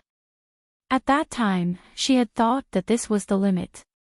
After all, the number 1 Cloud Sky brocade was something that even the Emperor of the Yuhin Kingdom did not have many bolts of. Moreover, at that time, the two kingdoms had yet to establish trade relations. However, who knew that it was not that the Crown Prince did not obtain the Cloud Sky brocade. Instead, he had kept it and directly gifted it to Gong Yimo. This, how could she not be jealous? She was the Crown Prince's soon-to-be wife. However, the Crown Prince treated her, his wife, worse than his half-sister. She could not accept this. She could not accept this. At this moment, everyone was surrounding Gong Yimo and asking her all sorts of questions with an envious look on their faces. Gong Yimo sighed in her heart, those things were all gifts from other people. She still had 7 or 8 pieces of jewelry that were also from the hands of Brocade Master. They were either gifts from Gong Dai or Kim Yoon. She did not think that they were rare. She only knew that Brocade Master had a great reputation. However, when she saw how eager these noble ladies were, she realized how great Brocade Master's reputation was. When the girl beside Su Miaolon saw that Su Miaolon's limelight had been stolen, she could not help but speak up in dissatisfaction. Sister Miaolon wanted to gift this purple pearl earring to Her Highness the moment she received it. The princess has just returned from a long journey. She must have also brought a gift for Her Highness, right? Why not take it out and let us broaden our horizons? She was saying that Gong Yimo was unfilial. She had hidden good things for herself, unlike Su Miaolon, who eagerly offered them out. Gong Yimo looked at the girl who had repeatedly caused trouble for her. Her heavy gaze lightly swept over her. The girl felt as if she had been scraped by something sharp. Her little thoughts seemed to have been seen through by Gong Yimo. She was immediately speechless and did not dare to say anything. Therefore, they were not on the same level. If it was a few years ago, Gong Yimo might have been in the mood to flirt with these girls. However, she simply could not bring herself to do so now. Seeing that the girl had quieted down, Gong Yimo directly took out a brocade box from her bosom and opened it. Unexpectedly, it was a seemingly ordinary white jade bracelet. Gong Yimo did not have any patterns on it. But everyone felt that this thing was definitely extraordinary. Gong Yimo did not have any ordinary items. Sure enough, as everyone expected, after the white jade bracelet was taken out, there was actually a projection of a phoenix's tail on the ground under the sunlight. This was also Brocade Master's work. Everyone was doubtful.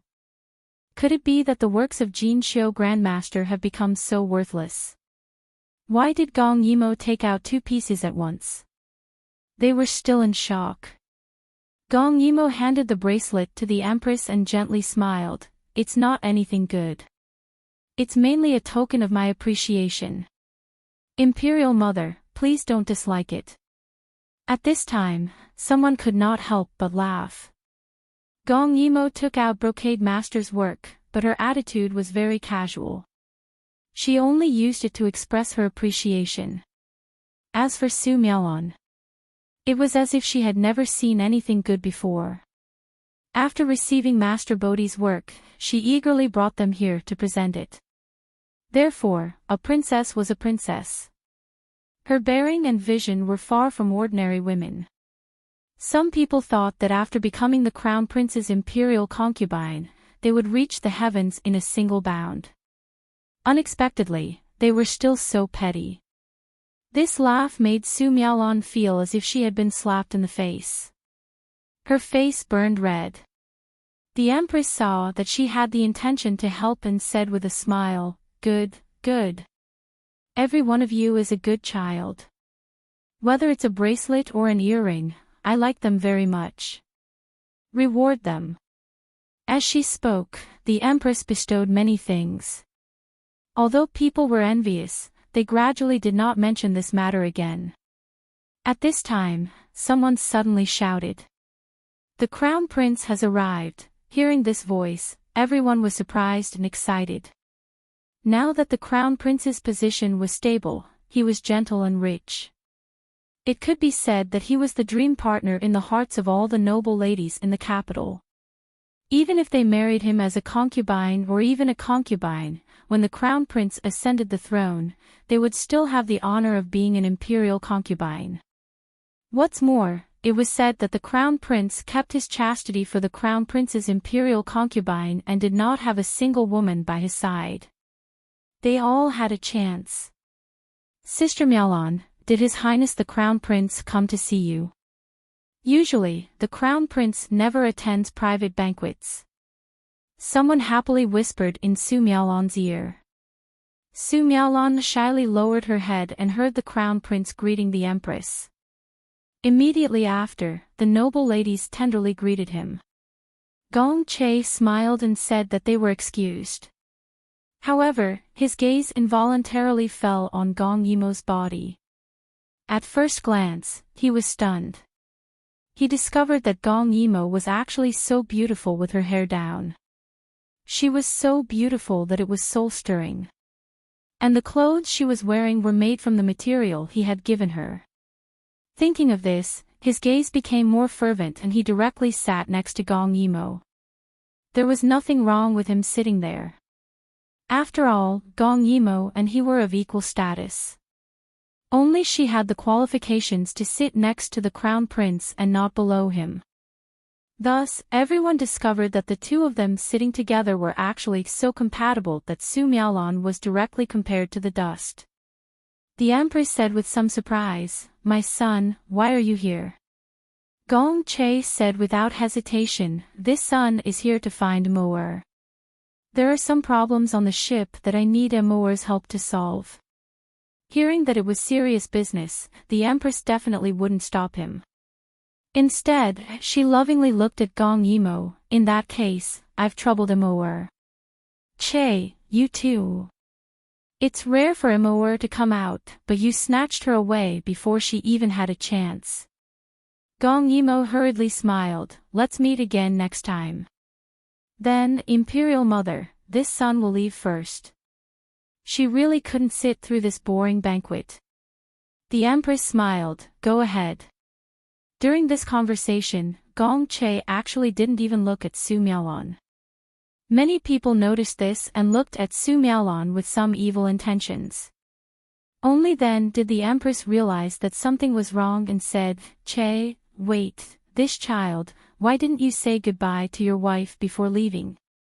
Gong Che finally glanced at Su Miaolon, but it was only a glance before he looked away. "Imperial Mother, business is more important. This son won't accompany you any longer." After saying that, he pulled Gong Yimo and left. Su Miaolon's face was cold as she tore her handkerchief. The Empress also realized something and asked, "Miaolon, did something happen between the two of you?" Hearing this, Su Miaolon shook her head. "Imperial Mother is overthinking. The wedding is imminent, what could happen? Crown Prince Gige's business is more important. It's fine." However, the Empress still felt strange. On the other side, Gong Yimo also asked, "Crown Prince Gige, why are you so cold to Su Miaolon? Isn't she your daughter-in-law?" Speaking of this, Gong Che couldn't help but glare at the little minx beside him. He sighed and didn't answer. In the past 6 months, he had discussed with the Marquis that he had no interest in Su Miaolon and wanted to break off the marriage. Of course, when the time came, he would push all the blame onto himself and find a suitable husband for Su Miaolon. At first, the Marquis didn't agree. Later, under the drive of benefits, he agreed. However, this matter somehow spread to Su Miaolon's ears. In order to marry him, she actually drugged him and almost lost her virginity to him before the wedding. As a result, there was no other way. This marriage, he couldn't refuse. Chapter 401. Although no one knew about this, Su Miaolon had already sacrificed her reputation. If she didn't marry him, she wouldn't be able to marry the people that Gong Che had arranged for her. The Marquis, who loved his daughter dearly, had no choice but to put pressure on him. This made Gong Che very angry. Originally, he had married Su Miaolon as a stopgap measure. Later, when Su Miaolon was in mourning, she had bought him 3 years. Now that the Daiyu state was stable, he didn't need Su Miaolon anymore. What he needed now was a woman who was easier to control. However, seeing that she had sacrificed a few years of her youth, he had given her generous compensation and arranged an excellent escape route for her. He didn't expect her to do that, Gong Che sneered. Forget it. He was going to get married anyway. Since Su Miaolon wanted to marry him so badly and rejected all escape routes, what else could he say? However, he didn't know if she could bear the consequences. Seeing Gong Che's fierce eyes, Gong Yimo obediently shut her mouth. On the other hand, Gong Che realized that he had been too fierce just now, so he told her some of the things that Su Miaolon had done. Gong Yimo was slightly speechless. You want to marry her to Shenshi Yi. Also, it's been half a year. Why hasn't Shenshi Yi gotten married yet? Gong Che was very unhappy when he heard her mention another man's name. Shenshi Yi used to like Su Miaolon. Isn't it good for them to be together? With Shenshi Yi's current family background, Su Miaolon can be considered to be climbing up the social ladder. Gong Yimo was still in shock. It seems that Su Miaolon really loves you. She actually drugged you and even called her parents to catch you in the act. Really? You have to treat her well. Gong Che was speechless. He really wanted to strangle the little vixen in front of him. Gong Emo also knew that when Gong Che chose Su Miaolon, it was probably because she rejected him. He was too sad, so he casually found someone else. But now that things had come to this, if he wanted to marry her, then so be it. Perhaps this was the will of the heavens. As the two of them chatted, they went directly to the shipyard. It was located by the Soaring Dragon River in Beijing. This shipyard belonged to the royal family of Daiyu State, so it was very large. When they saw Gong Yimo arrive, they all came up to pay their respects. They had long heard that the Gu princess had made a heaven-shaking giant ship. Back when the canal was first opened, that giant ship was already able to travel smoothly. It was clear how light it was and how extraordinary its craftsmanship was. More importantly, the people from Gong Yimo's shipyard at Hongzhou Lake had also come. For so long, they had only seen her and not seen her. After not seeing her for a few years, they were very excited to see her. Gong Yimo was also very happy to see an acquaintance. After chatting for a while, the people from the shipyard brought Gong Yimo around and asked her to give them some pointers. Gong Yimo looked at the modern shipyard in front of her and knew that it had been improved, but there were still some areas that were not perfect. She told them some of the basic knowledge she knew. However, he didn't mention the advanced craftsmanship to avoid causing trouble. Even so, those people felt that they had benefited a lot. They praised Gong Yimo for being knowledgeable and multi-talented, which made her feel a little embarrassed. While they were chatting in full swing, Su Miaolan came over as soon as she left the palace. She had long found out where the crown prince would go, so she hurried over. She felt that the crown prince had misunderstood her and she had to clear things up with him. She did that without even caring about her reputation because she loved him too much. Could it be that he couldn't feel her feelings? It was already late, but the shipyard was still very lively. After everyone finished chatting, they saw that it was time for dinner. Gong Yimo's former subordinates warmly invited Gong Yimo to stay for dinner. The other people in the shipyard also looked forward to it. Gong Yimo had no choice but to stay. Those former subordinates were fine, but the people from the Soaring Dragon shipyard were very excited when they saw that Princess Gong Yimo didn't dislike them and even ate with them. So, one by one, they toasted Gong Yimo. Gong Che watched from the side and wanted to stop them, but Gong Yimo refused. It's been a long time. It's rare to be happy, so we should drink more. Brother Crown Prince, you should drink too. Gong Yimo poured wine for Gong Che with bright eyes. When she thought of Gong Che getting married in the future, she couldn't fool around like now. Gong Yimo let Gong Che drink to his heart's content today. After all, he would have a wife in a few days. Gong Che's heart was slightly bitter. He was already 22 years old, and marriage was a certainty. However, she was so carefree, as if she didn't care whether he got married or who he married. With this thought, he drank the wine that Gong Yimo poured for him in one gulp. The more he drank, the more sober he became. Gong Yimo didn't know how he felt in his heart. She looked at him silently and chatted with him from time to time. However, most of the time, she chatted with the people in the shipyard. She talked about the huge ship in the past or some suggestions. Gong Che looked at Gong Yimo talking with the people. His eyes were bright, and every word was like a gem. Looking at those worshipful eyes, he suddenly had a crazy feeling in his heart. That feeling was to hide her and not let anyone discover her beauty. It was best for him to enjoy her alone. With this thought, Gong Che drank a few more cups. In the end, Gong Yimo was also drunk and couldn't speak anymore. Seeing that the people present were all drunk, Gong Che waved his hand and a hidden guard appeared. He let the hidden guard settle these people down and bent down to pick up Gong Yimo. The table full of drunk people didn't see this scene at all. Some people saw it, but they only saw a tall person carefully carrying the petite girl away. His movements were gentle, as if he was carrying a rare treasure. Once out of the shipyard, the night wind blew, and Gong Che's head hurt a little.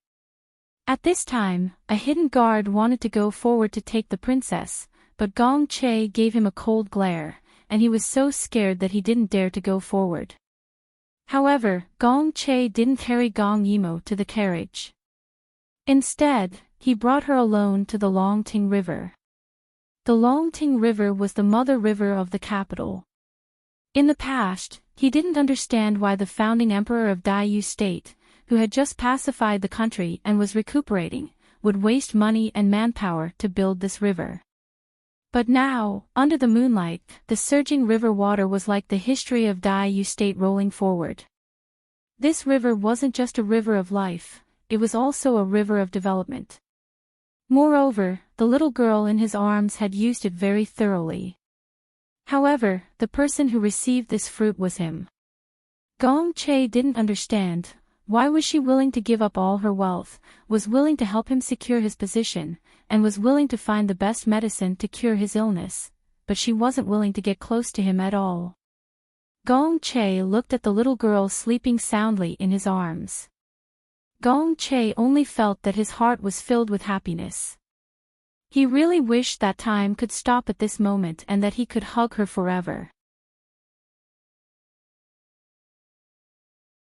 Chapter 402. At this time, because Gong Yimo wasn't sleeping well, she moved a bit. Her obedient appearance was as soft as a kitten, making Gong Che's heart melt. Even if his arm was uncomfortable, he wanted her to sleep in a comfortable position. It had been a long time since he had the chance to be so close to her. It wasn't that Gong Yimo was guarding against him. On the contrary, Gong Yimo trusted him a lot. It was just that Gong Dai had caused trouble again and again, making it impossible for him to get close to her. Today, Gong Dai went to the neighboring city's military camp and would only come back tomorrow. And he was about to get married, so he couldn't control himself. He wanted to see her alone and talk to her for a while. Gong Che was very clear. He would marry to protect Gong Yimo and to shut those people's mouths. Because as long as he didn't marry, his imperial mother's gaze would be fixed on him or his imperial father would also find it strange, so he had to marry to explain himself. But he wouldn't touch any other woman besides her. He was willing to keep his chastity for her. When he became the emperor, even if he was scolded for being muddle-headed, he would still marry her. He would disperse the imperial harem for her and let her be the only empress. He knew that she would definitely like it. Gong Che sat on the grass and looked at the woman in his arms. He just couldn't get enough of her. Her eyebrows weren't the most popular curved eyebrows, but they were slightly raised. When she was serious, it gave people a sharp feeling. When she smiled, it gave people a delicate and seductive feeling. Her eyes were like the Longting River, containing all things, but also clean and clear. When she looked at someone, she could only see that person's shadow. Gong Che liked to be looked at by her eyes the most. It was as if he was the only one in her world. Her nose was also very cute. It was perky and round, making people want to take a bite. But the most adorable part was her mouth. She would use a voice that he couldn't stand to softly call him a big brother crown prince and eat those snacks that he found sweet. He could also kiss her. Thinking of this, he felt a little hot and unbearable, and also a little nervous, except for the first time, when Immerse kissed him when he was 16 years old. Until now, he was 22 years old. He had been dreaming of her for 6 whole years. Every time he thought about it, he would feel shy. Moreover, she was lying in his arms, so he could do whatever he wanted. Do whatever I want. This was really a word that made it hard for people to control themselves. At this moment, Gong Yimo let out a small moan. She seemed to be dreaming. She lightly smacked her lips.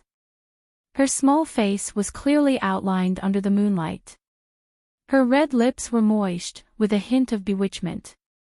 And he was the one who was easily bewitched. Gong Che lowered his head.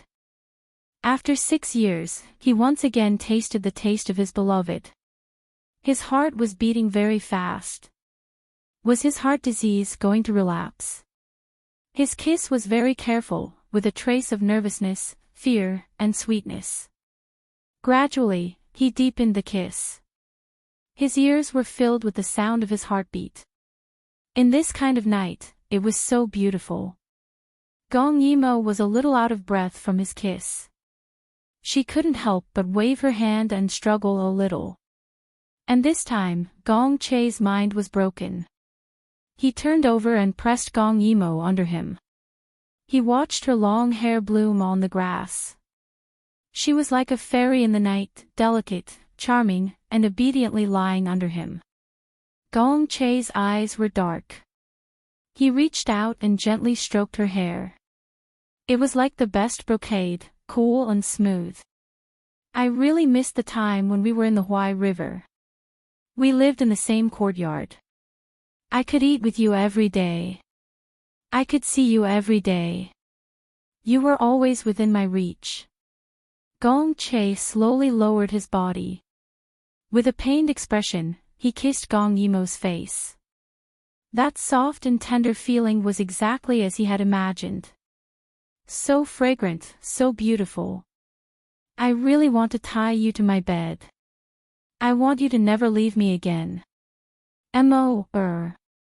As he spoke, he couldn't help but kiss Gong Yimo again. Only this time, he used a little more force. He felt that he couldn't control himself anymore. He couldn't wait to be emperor. He wanted her now. Gong Che kissed Gong Yimo so deeply that she couldn't breathe. Just as she was about to move, Gong Che grabbed her hand and pressed it against the grass above her head. In a daze, Gong Yimo felt that she was being kissed deeply.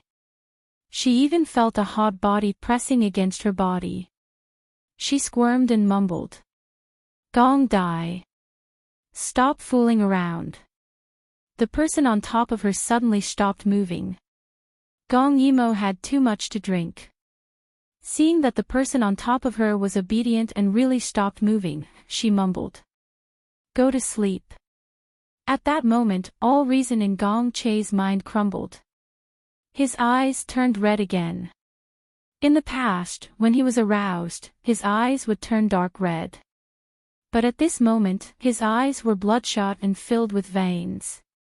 It was as if he was a beast that was suddenly released. His entire person became extremely dangerous. He suddenly grabbed Gong Yimo's chin.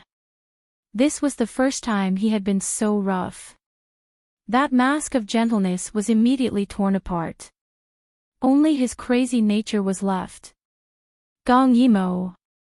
He held her chin tightly and called her name, forcing her to open her eyes. Gong Yimo.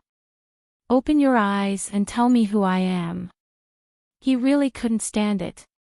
He was kissing the woman he loved, but she was calling another man's name. Gong Yimo felt pain and gave a grunt. She half opened her eyes. However, her eyes were hazy and she was clearly unconscious. Seeing those old friends today reminded her of the time when they were building the canal together. She could not help but drink a few more cups and was still unconscious. Seeing her look at him in such a dazed manner and her unconscious flirtatious appearance, the furious Gong Che felt as though he had been electrocuted. The strength in his hand miraculously lessened. Gong Yimo felt the hand on her chin loosen its grip. She shrunk her neck back to free her chin. However, she rubbed her chin against his hand, unconsciously expressing her closeness to him. How could she not feel closeness? In this life, she had grown up together with Gong Dai. In her previous life, she had been husband and wife with Gong Che for so many years. She was most familiar with the two of them. No matter how you looked at it, it was an ill-fated relationship. Gong Che's heart hurt so much that it felt like it had been dug out. However, her closeness to him was like the only salvation in this suffocating pain. He lowered his head again and kissed her lips while trembling. It should have been the happiest thing, but at this moment, it felt so bitter. It was as if his soul had been twisted together by her. Even breathing was painful. M.O.R. I am Gong Che. I am your man. I am Gong Che. I am your man. He kissed her while telling her in such a low and repetitive voice. It was as if he was hypnotizing her. He wanted to be her man. Moreover, he would definitely be her man. He definitely would be. What Gong Dai? He wanted to kill him. Mo was his. It was Gong Dai. It was Gong Dai who stole her. As long as he killed Gong Dai, everything would be fine.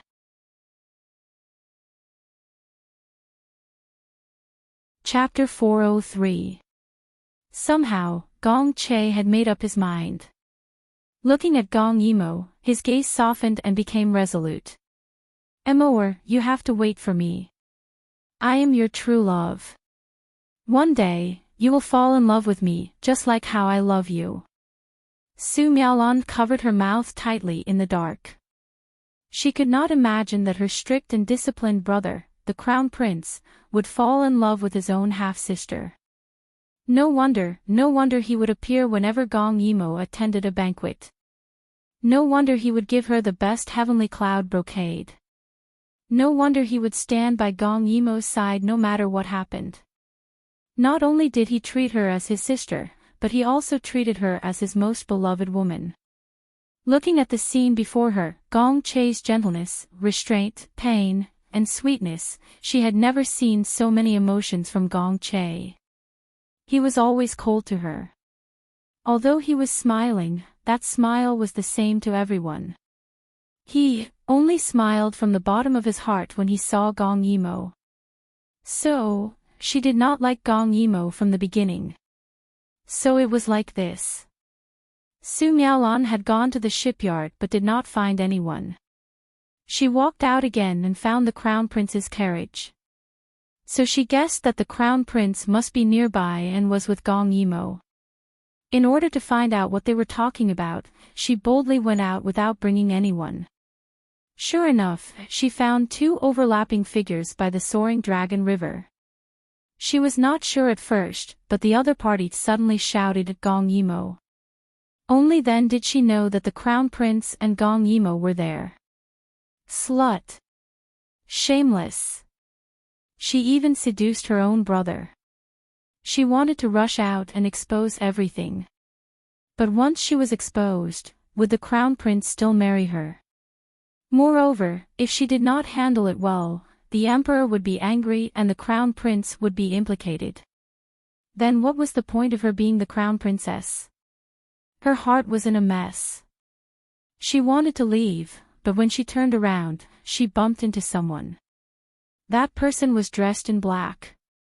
It was obvious that he was one of the crown prince's men. At this moment, Gong Che's mood had slightly calmed down. However, when he saw Su Miaolon who was thrown in front of him, the evil fire from before flared up again. He sneered at Su Miaolon, "Did your marquis residence's upbringing teach you to stalk men before marriage?" Su Miaolon's face paled at his sarcastic words. She raised her head and saw with her own eyes how gently Gong Che held Gong Yimo in his arms and how coldly he questioned her. Su Miaolon only felt her anger surging. She wished she could go up and tear apart Gong Yimo's foxy face. But she couldn't. "Brother Crown Prince, why are you treating me like this? I like you so much. How could you neglect me for such a bitch?" She asked incredulously with tears in her eyes. In order to let Gong Yimo sleep comfortably on his pillow, Gong Che sat very stiffly. Then, he reached out and gently stroked Gong Yimo's long hair. Although he was sitting on the ground, his aura was cold and sharp.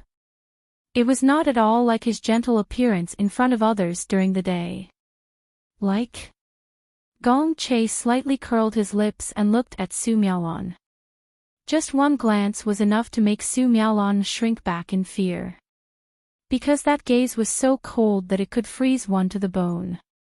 It was simply suffocating. "If I wasn't the crown prince, would you still like me?" Su Miaolon was stunned. Seeing her subconscious action, Gong Che laughed softly. Su Miaolon hurriedly tried to salvage the situation. "Your Highness, it's not like what you think. Whether you're the crown prince or not, I like you. I'm willing to do anything for you. Gong Che sneered again. Under the moonlight, he raised his eyebrows and asked softly. As the beloved daughter of the country guarding marquis, he didn't hesitate to fall out with me for you. But that year, everyone, including your father, was trying to kill my grandfather. At that time, where were you? Did you ask your father to say a word for me? Later, when others testified against my mother, her position as the empress was no longer guaranteed. My position as the crown prince became dispensable. At that time, where were you? My future was bleak and I couldn't do anything alone. There was no one to support me or guide me. At that time, where were you? Gong Che touched his face. If I was still the person who couldn't even sit firmly on the crown prince's position, would you rather give up your chastity to marry me? What a joke. When he was worthless, she avoided him. Now that he had been supported by she wanted to pick up the ready-made goods. Su Miaolon listened to his angry words and panicked. At that time, I was still young. My ability was limited. It wasn't that I didn't want to help you, but in her heart, she fiercely scolded herself. If she had watched less and directly asked her father to help, would the ending be different now? Young. Gong Che listened and snorted disdainfully. At that time, you were the beloved daughter of the country guarding marquis. Every time there was a banquet, you were the #1 beauty in the capital. And she. Gong Che's gaze fell on Gong Yimo. In an instant, even his voice became as gentle as water, and she, for me, repeatedly contradicted my father. She was willing to give up glory and wealth and be demoted to a commoner for me. If you had half of her intentions, you wouldn't have watched for so long. His words were as sharp as a knife, comparing Su Miaolon to dust. She was younger than you by 2 years, but for me, not only did she give up her wealth, she also took out a weapon so that I could build the canal faster. She put herself in danger. Why can't I love her? Just because she's my little sister? Gong Che smiled. In front of Su Miaolon, he lowered his head and kissed Gong Yimo's forehead. He used a very light and sincere tone to declare. I love her. I'm willing to give up everything for her, even my life. Su Miaolon was shocked by his words and couldn't regain her senses for a long time. In the end, Gong Che coldly looked at Su Miaolon and slowly said. You wanted the crown prince's consort, and I gave it to you. But that's all. Maybe you can regret it now, but I'll give you a chance. If Su Miaolon broke the engagement, he would still give her what he promised before. He would keep his word. But Su Miaolon seemed to have lost her soul and sat there for a long time. She liked Gong Che. There was no doubt about that. But she also liked power and status. Could the person that Gong Che found for her make her second only to one person? No. Su Miaolon's gloomy gaze fell on Gong Yimo's body. She had calmed down and hidden all her resentment.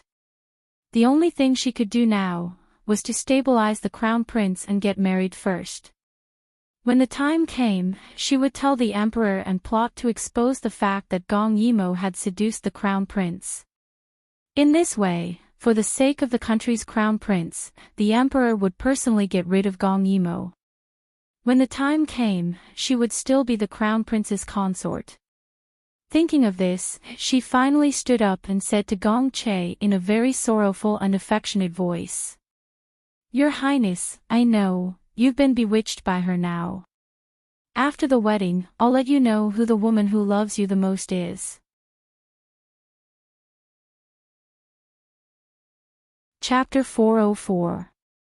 After saying that, she didn't dare to look anymore and turned to leave.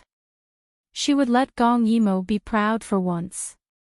Anyway, she was the one who was going to marry the crown prince. After the wedding, she must tell the empress about this matter and let Gong Yimo die a horrible death. Gong Che didn't stop her when she left. At this time, one of his subordinates asked, "Your Highness, do you want to?" He made a gesture to silence her. Gong Che sighed and rubbed his brows. He looked at Gong Yimo's sleeping face and finally said only one sentence.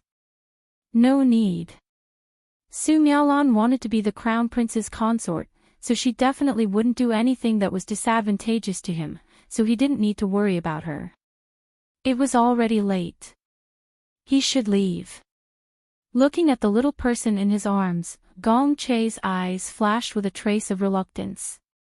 There would be plenty of time in the future. He couldn't panic now and couldn't let anyone find out. Otherwise, it would be a disaster for Mo. So he had to endure and pretend that he had no feelings for her. Gong Che carried Gong Yimo and got up to walk back. His heart felt empty and he didn't know how long he had to endure. He was too impulsive today. But when he thought about how he was about to get married but the bride wasn't her, he felt that it was hard to restrain himself. Otherwise, he wouldn't have acted like this. But he didn't know that he couldn't restrain himself this time. Not only did Su Miaolan see this scene, two figures also walked out from the opposite side of the Longting River. One of them had a head full of white hair, nervously and humbly walking behind the other tall and sturdy figure. Gong Cheng's face sank. In fact, at such a distance, he couldn't see anything at all. At first, he thought it was a young couple playing there, but he also heard Gong Che's voice that lost control. He was calling Gong Yimo's name. It was Gong Yimo. It was actually Mo. And that voice, he couldn't be wrong. It was the Crown Prince's voice that he entrusted with such an important task. His most important son and most important daughter. Actually, Gong Qing still had a trace of luck in his heart. He slowly opened his mouth to ask Changxi. Who were those two people just now? Why does his voice sound so much like Che? When Changxi heard his emotionless voice, he immediately knelt down and said in a trembling voice. It's the Crown Prince. Princess he. The Crown Prince and the Princess. Gong Cheng's head suddenly hurt. He only felt that this question was ridiculous. Ha ha ha. Ha ha ha ha. After a long silence, Gong Cheng suddenly burst into laughter. Originally, he just wanted to take advantage of the night to get some fresh air. He didn't expect to bump into such a scene. His son and daughter having an affair, really, shameless. Emperor Gong sneered, "He is indeed a good son that I have taught. Poetry, songs, ethics, and morals, where did he learn them? He actually dared to do such a beastly thing to his sister. Was he disregarding the royal family's reputation? To think that we even suspected that Gong Dai and Gong Yimo were having an affair. And Gong Yimo." Gong Cheng was extremely angry. He actually called out her name directly. A trace of grief flashed across his face, but more than that, it was anger. I trusted her so much. I valued her so much, and this is how she repaid me. Sure enough, she's not my biological daughter. She can't be raised well. Although it was said out of anger, it still surprised Changxi. He opened his mouth, but finally made up his mind and lowered his head. It's not just the Crown Prince, what do you mean? Beside the whistling Longting River, Gong Cheng stared at Changxi with a pair of fiery eyes. He asked in a threatening tone. What do you mean it's not just the Crown Prince? His expression was so dangerous. Changxi sighed. At this point, he had no choice but to say it. If it was only Qi Wang who liked the princess, he would still feel that although it was a hindrance to human relations, it was still acceptable. But now, not only Qi Wang, but the Crown Prince also liked the princess. This matter was a big deal. The Crown Prince's position was stable and he had won the hearts of the people. Qi Wang held military power and was vicious and merciless. If the two of them fought over other women, the world would be turned upside down, not to mention that those were their younger sister and elder sister. This was really... Wouldn't the world laugh at them? Most importantly, if the two of them really fell out, it wouldn't be just the two of them, but the entire Daiyu state would be in danger. This couldn't be allowed to happen. Therefore, Changshi suppressed his heartache and guilt and said it in a low voice. It's not just the crown prince who likes the princess. His Highness Qi Wang, he, also likes her. It was like a bolt from the blue. Even though Gong Qing had been the emperor for so many years and was experienced and knowledgeable, he was still shocked by this news. Gong Dai. Gong Che, both of them liked Gong Yimo. He sternly scolded Changshi, "What do you mean by this? What evidence do you have?" Changshi's forehead was covered in cold sweat, but he still gritted his teeth and said, "That day, Your Majesty suddenly fell ill. This servant personally went to Taiji Palace. I accidentally heard it." Gong Cheng's body swayed and he almost fainted. "Your Majesty. Your Majesty, you have to take care of your body. This matter still needs to be resolved by Your Majesty." Changshi knelt on the ground and said anxiously. Under the moonlight, he saw that Gong Cheng's face was deathly pale. It was even scarier than when he was seriously ill. "Zhen will resolve it. Zhen will resolve it." He glared at Changshi with murderous eyes. "Why didn't you wait for Zhen to die before saying it? Changshi, how dare you?" Changshi repeatedly kowtowed and said sorrowfully, "This servant deserves to die, this servant deserves to die." But this servant didn't know that the crown prince was interested in the princess. This servant originally thought that if Prince Qi really liked the princess, then the crown prince would ascend the throne and help them to leave. Then the crown prince would take back his power. That would be the best of both worlds. This servant really didn't expect. Gong Qing sneered, "You didn't expect. You're thinking too far ahead. What kind of drugs did Gong Dai feed you? How did Gong Yimo get your loyalty? You actually dared to help them hide it from Zhen." Changshi knew that he was being unreasonable, but he lowered his head and didn't dare to speak. Gong Cheng was full of grief and indignation. He sat on a huge rock by the soaring dragon river and looked at the turbulent river. His eyes were surging with dark waves, but he didn't say a word. Changshi carefully poked his head out and saw that Gong Cheng's face was ashen, as if he was thinking about something. He felt uneasy. Although he felt guilty, he didn't regret it. Because if there was a day when the Crown Prince and Prince Qi fought, then it would really be too late. It's just... How would His Majesty solve this matter? Changshi knelt on the ground and didn't dare to speak. He quietly waited for the emperor's instructions. Poor Gong Qing, who had been the emperor for so many years and made so many decisions, but this was the first time he encountered such a situation, right? The night was as cold as water. After a long time, Changshi felt that the emperor's mood seemed to have calmed down and was seriously thinking about countermeasures. After a long while, Changshi heard Gong Qing faintly say something. "You say, if Gong Yimo dies, will they still fight?" Chapter 405. Changshi turned pale with fright. His Majesty's intention was to kill the princess. His mouth opened and closed. He knew that as a servant, he shouldn't say anything, but he still couldn't help but say, "Your Majesty, you can't, the princess, she is innocent." Innocent? Emperor Gong sneered, "So what if she is innocent? Both of my sons like her, and that is her sin." When he said this, his tone was faint, without the slightest emotion.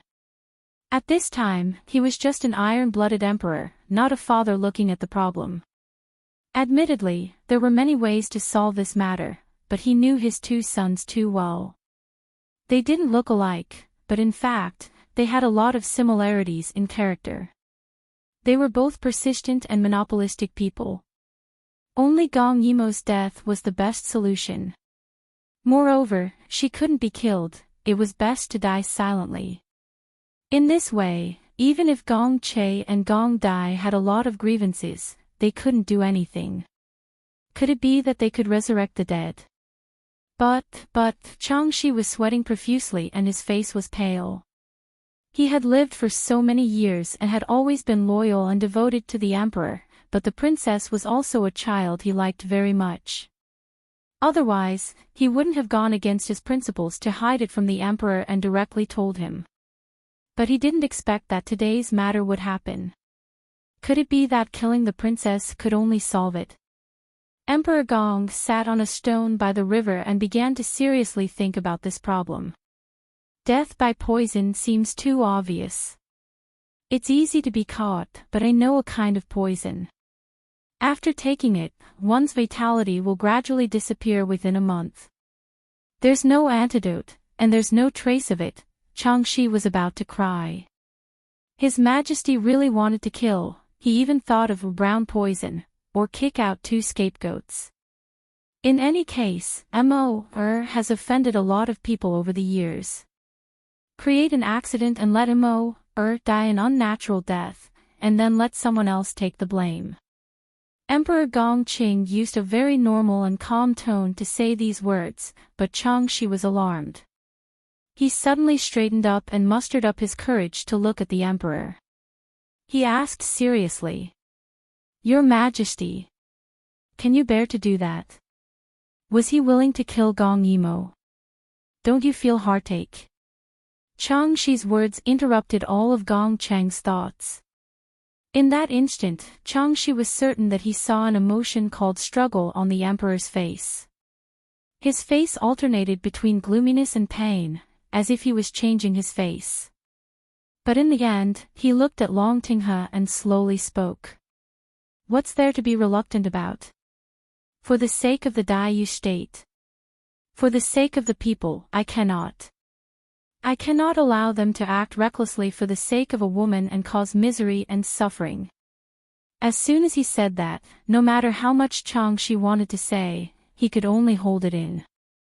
He knew very well that compared to the country, one person was too insignificant. Even Gong Yimou could not compare. "I'll leave this matter to you." Emperor Gong Qing finally made a decision. "I want the brown poison tomorrow. You can't let anyone know about this. Otherwise, you can die." Chang Shi's heart ached, and he lowered his head. This servant obeys the decree. Gong Yimou had a good sleep. When she woke up, she found herself in Taiji Palace. Strange, it was so late last night, why did Crown Prince brother send her to the palace? Gong Yimou rubbed her eyebrows. Because of the hangover, she couldn't remember everything that happened last night. At this time, she felt an itch on her hand. When she looked, it turned out to be the monkey. Because it was wild and hard to tame, Gong Yimou chained it to the side of the bed, leaving it nowhere to go. When it saw Gong Yimou wake up, it squeaked. Its human-like eyes showed anger, as if it was very dissatisfied with Gong Yimou's cold treatment. Gong Yimou looked at it and then untied the shackles on its feet. Once it was free, it immediately clawed at Gong Yimou. However, Gong Yimou caught its claws and pressed it on the bed, unable to move. "Little thing, you better behave. My temper is very good, but if you annoy me, I don't mind eating raw monkey brains." She knew that this fellow was intelligent and could understand her words. Sure enough, when she said that, the monkey's strength to struggle lessened. A typical example of bullying the weak and fearing the strong. Gong Yimou smiled and said, "You can also leave here. But in a place like the palace, there's no lack of bad people. When the time comes, you'll be captured. It's good enough to raise you, but I'm afraid that you'll be captured and killed. You won't even know how you died. I advise you to be obedient in my hands." At least, I'll give you 3 meals a day. The monkey seemed to understand her words. It turned its head with difficulty to look at Gong Yimo, as if it wanted to beg for mercy. Gong Yimo released her hand and let it go. This time, it didn't make a fuss. Instead, it sat obediently on the bed, looking very obedient. At this moment, the palace servants came in. When the auntie in charge saw that the little monkey was so obedient, she said, "Princess is really capable. It became obedient the moment you came. It was so fierce yesterday and didn't let anyone get close to it."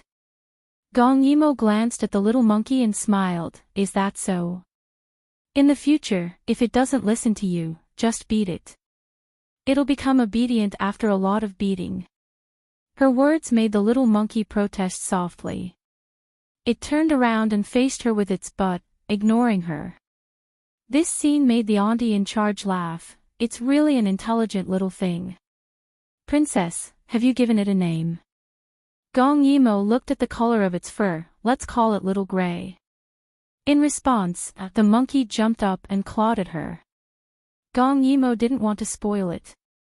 She slapped it on the bed and asked softly, "Did something happen in the palace?" This was a question that Gong Yimo would ask every day when she got up. Therefore, the person who came to help her wash up every day was the auntie in charge. The auntie in charge thought for a moment and said, "There really is something. During the morning court today, His Majesty lost his temper.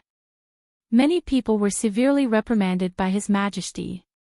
I don't know why, but the court just ended." When she said this, Gong Yimo's expression became serious and she pondered. Most of the time, Emperor Gong didn't show his emotions. She didn't know what happened to make him so angry.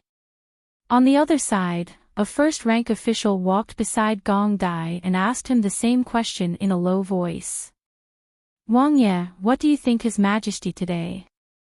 What did he mean?" He was also one of the officials who was reprimanded today. He always felt flustered and uneasy. Gong Dai wore a black official robe and walked at the front of the group leaving the palace. At this time, the court just ended. But because of the emperor's evil temper, everyone was scared and didn't dare to speak. It's enough to do your duty. You don't need to think about other things. Gong Dai said coldly. When the man heard this, he quickly said yes and didn't dare to speak again. Gong Dai left him and strode out of the palace. Today, the emperor's anger wasn't directed at anyone, but Gong Dai felt that this matter wasn't simple. As soon as he left the palace, Bai Xing came to greet him. He was a little strange. Why was the morning court so long? Quickly go and investigate something. Seeing his Wang Ye's serious expression, Bai Xing quickly responded. Please give me your orders, Wang Ye. Gong Dai was silent for a moment. He originally wanted Bai Xing to investigate if the people who were reprimanded today had any private contact. But when the words were about to come out of his mouth, he changed his mind. Go and find out where Changxi went.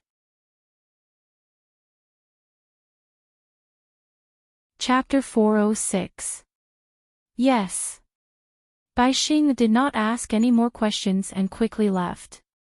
At this time, Gong Dai turned around and looked at the palace door behind him thoughtfully.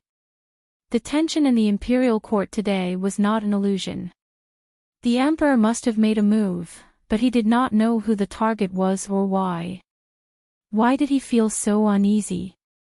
Bai Xing was very fast. Even though Changxi was very careful, he still found out that Changxi was not in the capital because he had gone to the medicine king, Li Xian, outside the city to ask for medicine. This medicine was not ordinary. It was the famous qi poison. Bai Xing was puzzled. Why did the emperor want qi poison? Wasn't this poison banned along with the brown poison? It was a banned medicine in Daiyu state. This was a decree personally issued by the emperor. Qi poison was a colorless and odorless poison. It could not be detected by silver needles, but it could kill. The key point was that after a person died, it would cause the corpse to show purple ecchymosis and emit a strange smell, which would make people mistake it for the plague. Therefore, those who were poisoned were usually buried carelessly, and no one would examine the corpse. With these questions in mind, Bai Xing hurriedly went into the palace to find out more information. After spending a lot of effort, he actually managed to find out the whole story. It turned out that the emperor had a concubine by his side, Li Pin. That person was the emperor's cousin. When she first entered the palace, the emperor doted on her for a while. After she gave birth to a somewhat slow-witted child, the emperor gradually distanced himself from her. After all, the imperial harem in Daiyu state was so big that one woman was nothing. However, Li Pin could not bear the loneliness and actually had an affair with a guard. When the emperor heard this, he was very angry. He wanted to directly explode, but he felt that he would lose face. Li Pin's mother was also the emperor's aunt. She was the most unreasonable person. If Li Pin was directly killed, her mother would definitely come and make a fuss. She would definitely want to know the truth, but that would not do. Therefore, the emperor wanted her to die from the qi poison. This way, her aunt would only avoid her and would not investigate the real cause of her death. With the results of the investigation, Bai Xing quickly went back to report to Gong Dai. When Gong Dai heard it, although he felt strange, he couldn't find any flaws, so he didn't say anything. On the other side, Changshi was standing in front of the emperor, trembling with fear. He only felt that the 2 packets of poison in his hands were like scalding hot, and he couldn't hold them properly. Not only did he bring the habitat poison, he also brought the brown poison. Is it done? The emperor lifted the teacup and took a sip of tea as he asked leisurely. Changshi's old face was tense as he said in a low voice. It's done. As for Medicine King Li Xian, your servant used his wife's life to threaten him. He didn't dare to disobey. As for Concubine Li, she also followed your majesty's orders and spread the news. Concubine Li and the imperial bodyguard were having an affair.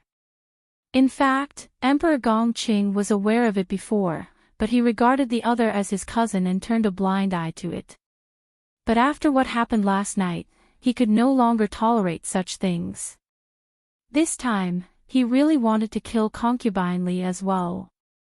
Since it's done, what are you still standing there for? Go, give Concubine Li a cup of ice-top bird's nest. Remember, watch her eat it. Yes. Changshi hurriedly went to do it. This wasn't the first time he poisoned someone, but it was the first time he felt so guilty. But the emperor's expression was very calm. He knew that with Gong Dai's ability, he might be able to find some clues, so he came up with this idea. He also decided that after Concubine Li's death, he would also execute the Medicine King's family. This way, even if Gong Dai found out about this matter, he would only think that he killed them to cover up the cause of Concubine Li's death. In this way, no one would know that he not only brought the habitat poison, but also the brown poison. In order to ensure that his plan was foolproof, Emperor Gongqing specially threw a tantrum and attacked some people related to his aunt to mislead others. In this way, there shouldn't be any problems. That night, the emperor called Gong Yimo to eat. This was a common occurrence, so Gong Yimo didn't think much about it and went to Zhao Yonghole. But when she was changing her clothes, the steward aunt told her that a concubine in the palace had just died, but because it was suspected to be caused by the plague, it was dealt with in a low-key manner. The courtyard where she lived was also under martial law. She also told Gong Yimo to be careful when she went out, so she didn't get infected by this unknown disease.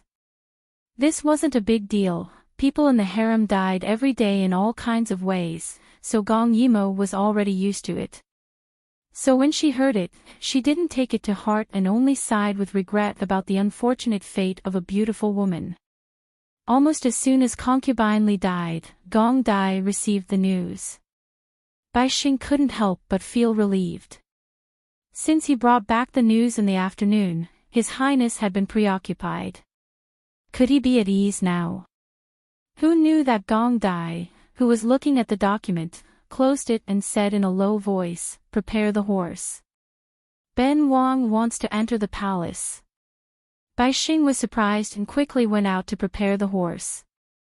Although he was curious about why he wanted to enter the palace so late at night, he didn't dare to ask. In reality, Gong Dai also didn't know what he wanted to do, but today's matter was too strange. First, the emperor was furious. Later, he found out that the people who were involved in his outburst were all related to Concubine Li. Combined with what he found later, it was easy to connect the dots that the emperor was angry because Concubine Li had an affair with a guard. Concubine Li had indeed taken the habitat poison. The medicine king, Li Xian, didn't dare to hide it from him. Then where did it go wrong? Concubine Li had an affair, so Fu Huang was furious and attacked the people involved. It made sense. The habitat poison, the entire capital knew that only Li Xian could make the forbidden medicine. This wasn't wrong. Concubine Li's mother was the emperor's aunt. That woman was very difficult to deal with. Fu Huang would choose to let Concubine Li die from the habitat poison and save some unnecessary trouble. Then where did the problem come from? It wasn't until Bai Xing brought the horse over and Gong Dai got on the horse that his mind cleared up for a moment. The emperor, that person, was the most conceited and looked down on women. Therefore, he wouldn't go through so much trouble to deal with a woman, even if it meant executing her. Only Concubine Shui could receive such serious treatment, and now, royal sister. His expression tensed up and he quickly rode the horse towards the imperial city. Gong Yimo had already arrived at Zhaoyang Hall. Looking at the table full of good dishes, she widened her eyes and asked, "Fu Huang, what's the occasion today? Why are there so many dishes?" Emperor Gong wasn't an extravagant person. When he had a meal, he usually had 9 dishes and 1 soup, with the intention of perfection. But today, there were a total of 99 dishes. Every one of them was exquisite, making one's appetite wet. Ever since Gong Yimo came in, Emperor Gong had been staring at her. When he heard her question, he didn't even think about it and said, "This is a special reward for you, Mo. Reward me." Gong Emo sat down and stared at him with a pair of beautiful eyes. She grinned and said, "What did I do?" Chapter 407. What good deed did she do? The emperor's face darkened for a moment, but he had been the emperor for so many years. That moment of anger was so fast that no one could detect it. But even if he didn't show it, it didn't mean that others couldn't feel it. Zhaoyang Hall was full of old people, and they felt something was wrong for no reason. Their movements in and out were much lighter. Gong Yimo didn't seem to feel it and continued to look at the emperor. The emperor lowered his eyes and smiled. "Yes, I did do a good deed. I received a secret letter from Yu Qi. Although they are now in internal strife, they are still very interested in the bank and have the intention to trade. All of this is thanks to you, Mo. It was obviously just an excuse, but for some reason, he felt his heart ache. All of this was indeed due to Gong Yimo's efforts. If it weren't for her, the four-nation trade treaty would simply be nonsense, not to mention the current harmony between the two countries. Moreover, Yu Qi's letter also mentioned Gong Yimo. Obviously, he knew of her talent and wanted to invite her to Yu Qi as a guest. This daughter of his was really amazing. Hearing Emperor Gong's words, Gong Yimo didn't doubt it at all. She wasn't a suspicious person, not to mention, it was her family in this life. Imperial father is too kind. This is what I should do. Gong Yimo stared at the dishes, but said to Emperor Gong, "In the future, Dayu state will become richer and richer. When the time comes, Imperial Father can reward me with more delicious food. Her words made Emperor Gong dumbfounded, but his heart became more and more sour. At this time, the dishes were gradually served, and the air was filled with the fragrance of food. Mixed together, it didn't smell bad, but made people hungrier. Gong Yimo looked at the emperor with some embarrassment. Then I'll start eating. Emperor Gong glared at her. Eat. As he said so, he also glanced at the table. The table was filled with dishes, but there was only one soup. Gong Yimo had a habit of scooping a bowl of soup and putting it aside before eating. Today was no exception. Gong Yimo scooped a bowl of soup and put it aside before eating. She picked up a piece of crispy meat and put it in her mouth. Her eyes immediately narrowed, and after eating, she sighed with emotion. Imperial Father, the Imperial Chef's skills are really too good. I'm going to be fed until I'm fat. Looking at her satisfied expression, Emperor Chang's nose twitched for no reason. If you like it, eat more. Tell me what you want to eat. Do you think Shen will shortchange you? Gong Yimo nodded. She was not polite at all. Although she ate quickly, she was not rude at all. Instead, she gave off a generous feeling. Gong Cheng looked at his daughter and forgot to move his chopsticks. Today, Gong Yimo was wearing a pink gauze dress.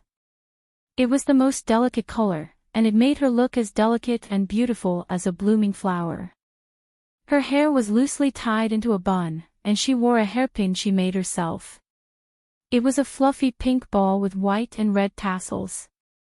Whenever she lowered her head slightly to eat something, the tassels would slide to the side of her face, making her face look exceptionally fair. When she ate something delicious, Gong Yimo would happily curve her eyebrows. It was really too moving. Emperor Qing suddenly felt that if he was Gong Che and Gong Dai's age, would he also fall in love with someone he shouldn't? While he was lost in thought, a piece of tofu was placed on his clean plate. He looked up and saw Gong Yimo's sly eyes. She giggled and said, "Father Emperor, your body is just getting better. Why don't you eat something light?" Her completely trusting appearance made Emperor Chang's throat suddenly choke, and he couldn't say a word. "Emperor," Emperor Ching said with difficulty after a long while, "do you have any wishes?" He originally wanted to ask if she had any unfulfilled wishes, but she was so smart that he didn't dare to ask. He added, "You've done so much for Dai Yu State. If you have any wishes, just say it. We will satisfy you. I don't have any wishes." Gong Yimo subconsciously replied. She also felt that the emperor was a little strange tonight. She bit her chopsticks. Dai Yu State can develop well, not fight, and become richer and richer. Other than that, I don't have any wishes. She was absolutely sincere when she said this, because there was no desire in her eyes, and she said it so naturally. It was obvious that this idea had long been deeply ingrained in her heart. Emperor Qing couldn't help but ask, "You're a girl, and you don't want to get married and have children. Why?" "Why?" Gong Yimo looked at him strangely. "Imperial Father, you're wrong. Is marriage and having children more important than national affairs? Your daughter is so smart and powerful. Isn't it a waste of talent to marry?" The more she spoke, the more radiant she became, and she looked very pleased with herself. She was always like this. She didn't feel any pressure when praising herself, but it was hard for people to hate her. They even felt that she made a lot of sense. It really made people angry and loved her at the same time. Emperor Qing glared at her angrily. He endured the pain in his heart and reprimanded her in a low voice. "Even food can't stop you from talking." As he spoke, he reached out to pick up a piece of prawn, but Gong Yimo snatched it away halfway. "Imperial Father, you can't eat food now. Ha, eat tofu."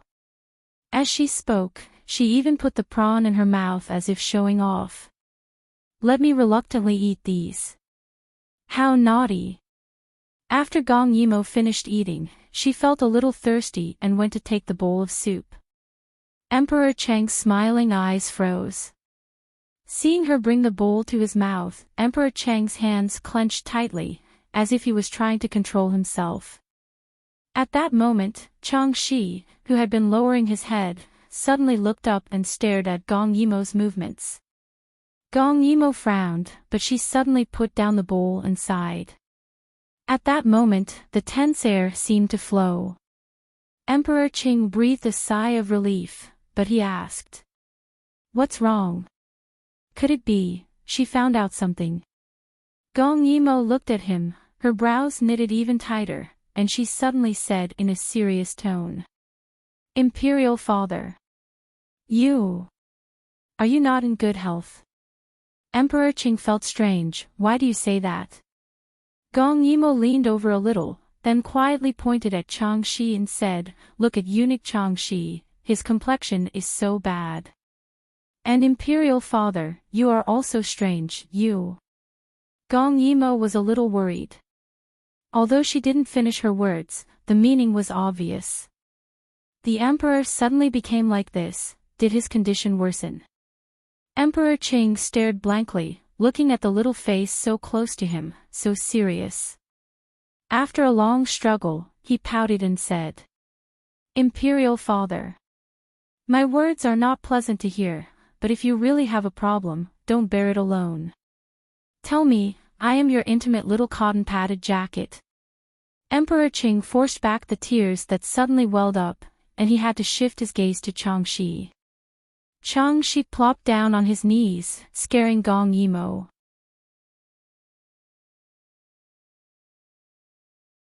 Chapter 408. Something must have happened. Eunuch Chang Shi, what happened? Gong Yimo put down her chopsticks and asked seriously. Emperor Gong also sorted out his emotions and asked in a deep voice, "Yes, what happened to you, old man? Why did you kneel down?" Hearing the emperor and princess's voice, Chang Shi wanted to cry. He was always eloquent, but at this time, he couldn't say a word. There was poison in that bowl of soup. When the people in the room saw Chang Shi kneel down, they stopped what they were doing and panicked. But looking at the emperor's calm expression, he didn't seem to be angry. They were quiet and motionless, but the atmosphere in the room became very strange, making Chang Shi's forehead break out in cold sweat. This slave's body is a little unwell."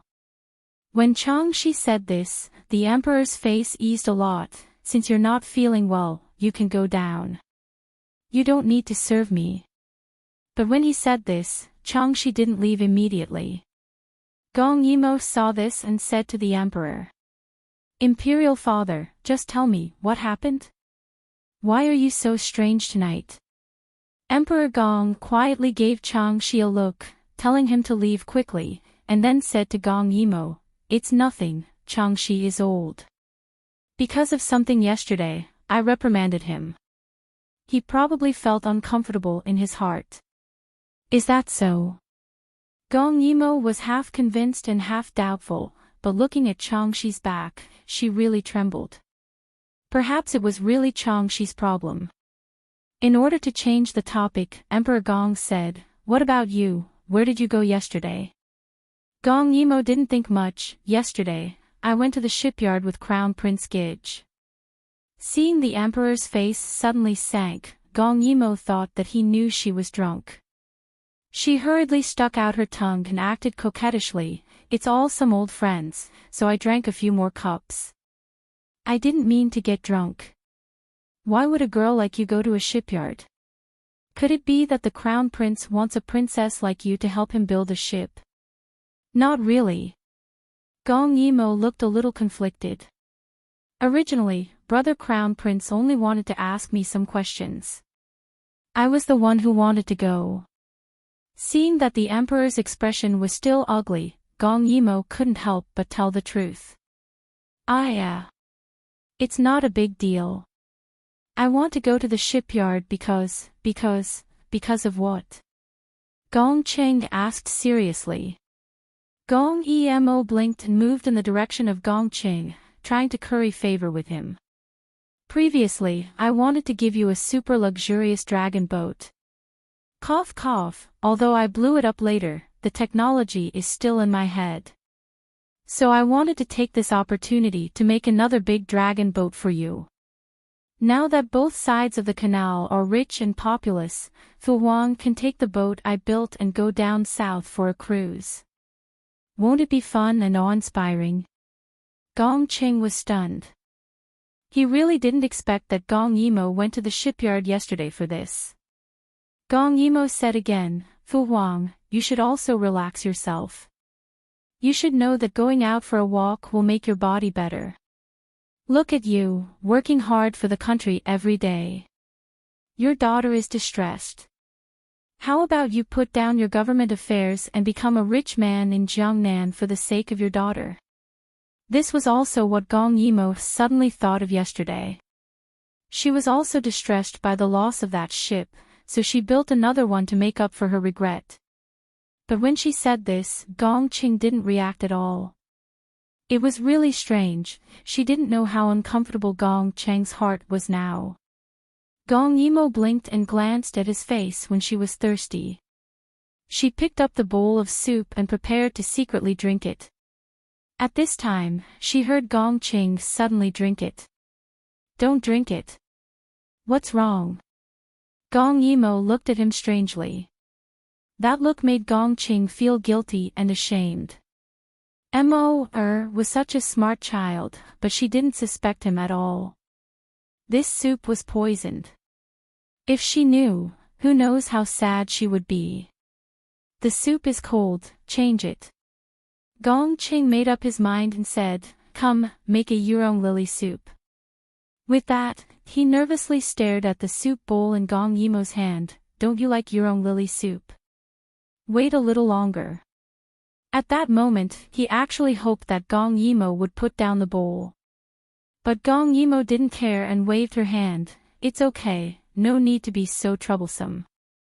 With that, she went to drink the bowl of soup. Bang! The closed door was suddenly opened. Everyone looked up and only saw Gong Dai standing there panting. He looked at the bowl raised by Gong Yimo, and without thinking, he directly used Qinggong to grab it. Royal sister. At this time, some palace servants also hurriedly ran in. They started to stop Gong Dai, but failed. As soon as they came in, they knelt down and called for the emperor's forgiveness. Gong Cheng's face sank. Gong Dai, you're presumptuous. He actually rushed in like this, he simply didn't put him, the emperor, in his eyes. When Gong Dai saw that Gong Yimo was fine, his heartbeat gradually calmed down. Then, his clear black and white eyes looked at the emperor without blinking, and finally hooked up his lips. This son was rude, please don't be angry, this son really has an urgent matter to ask for father.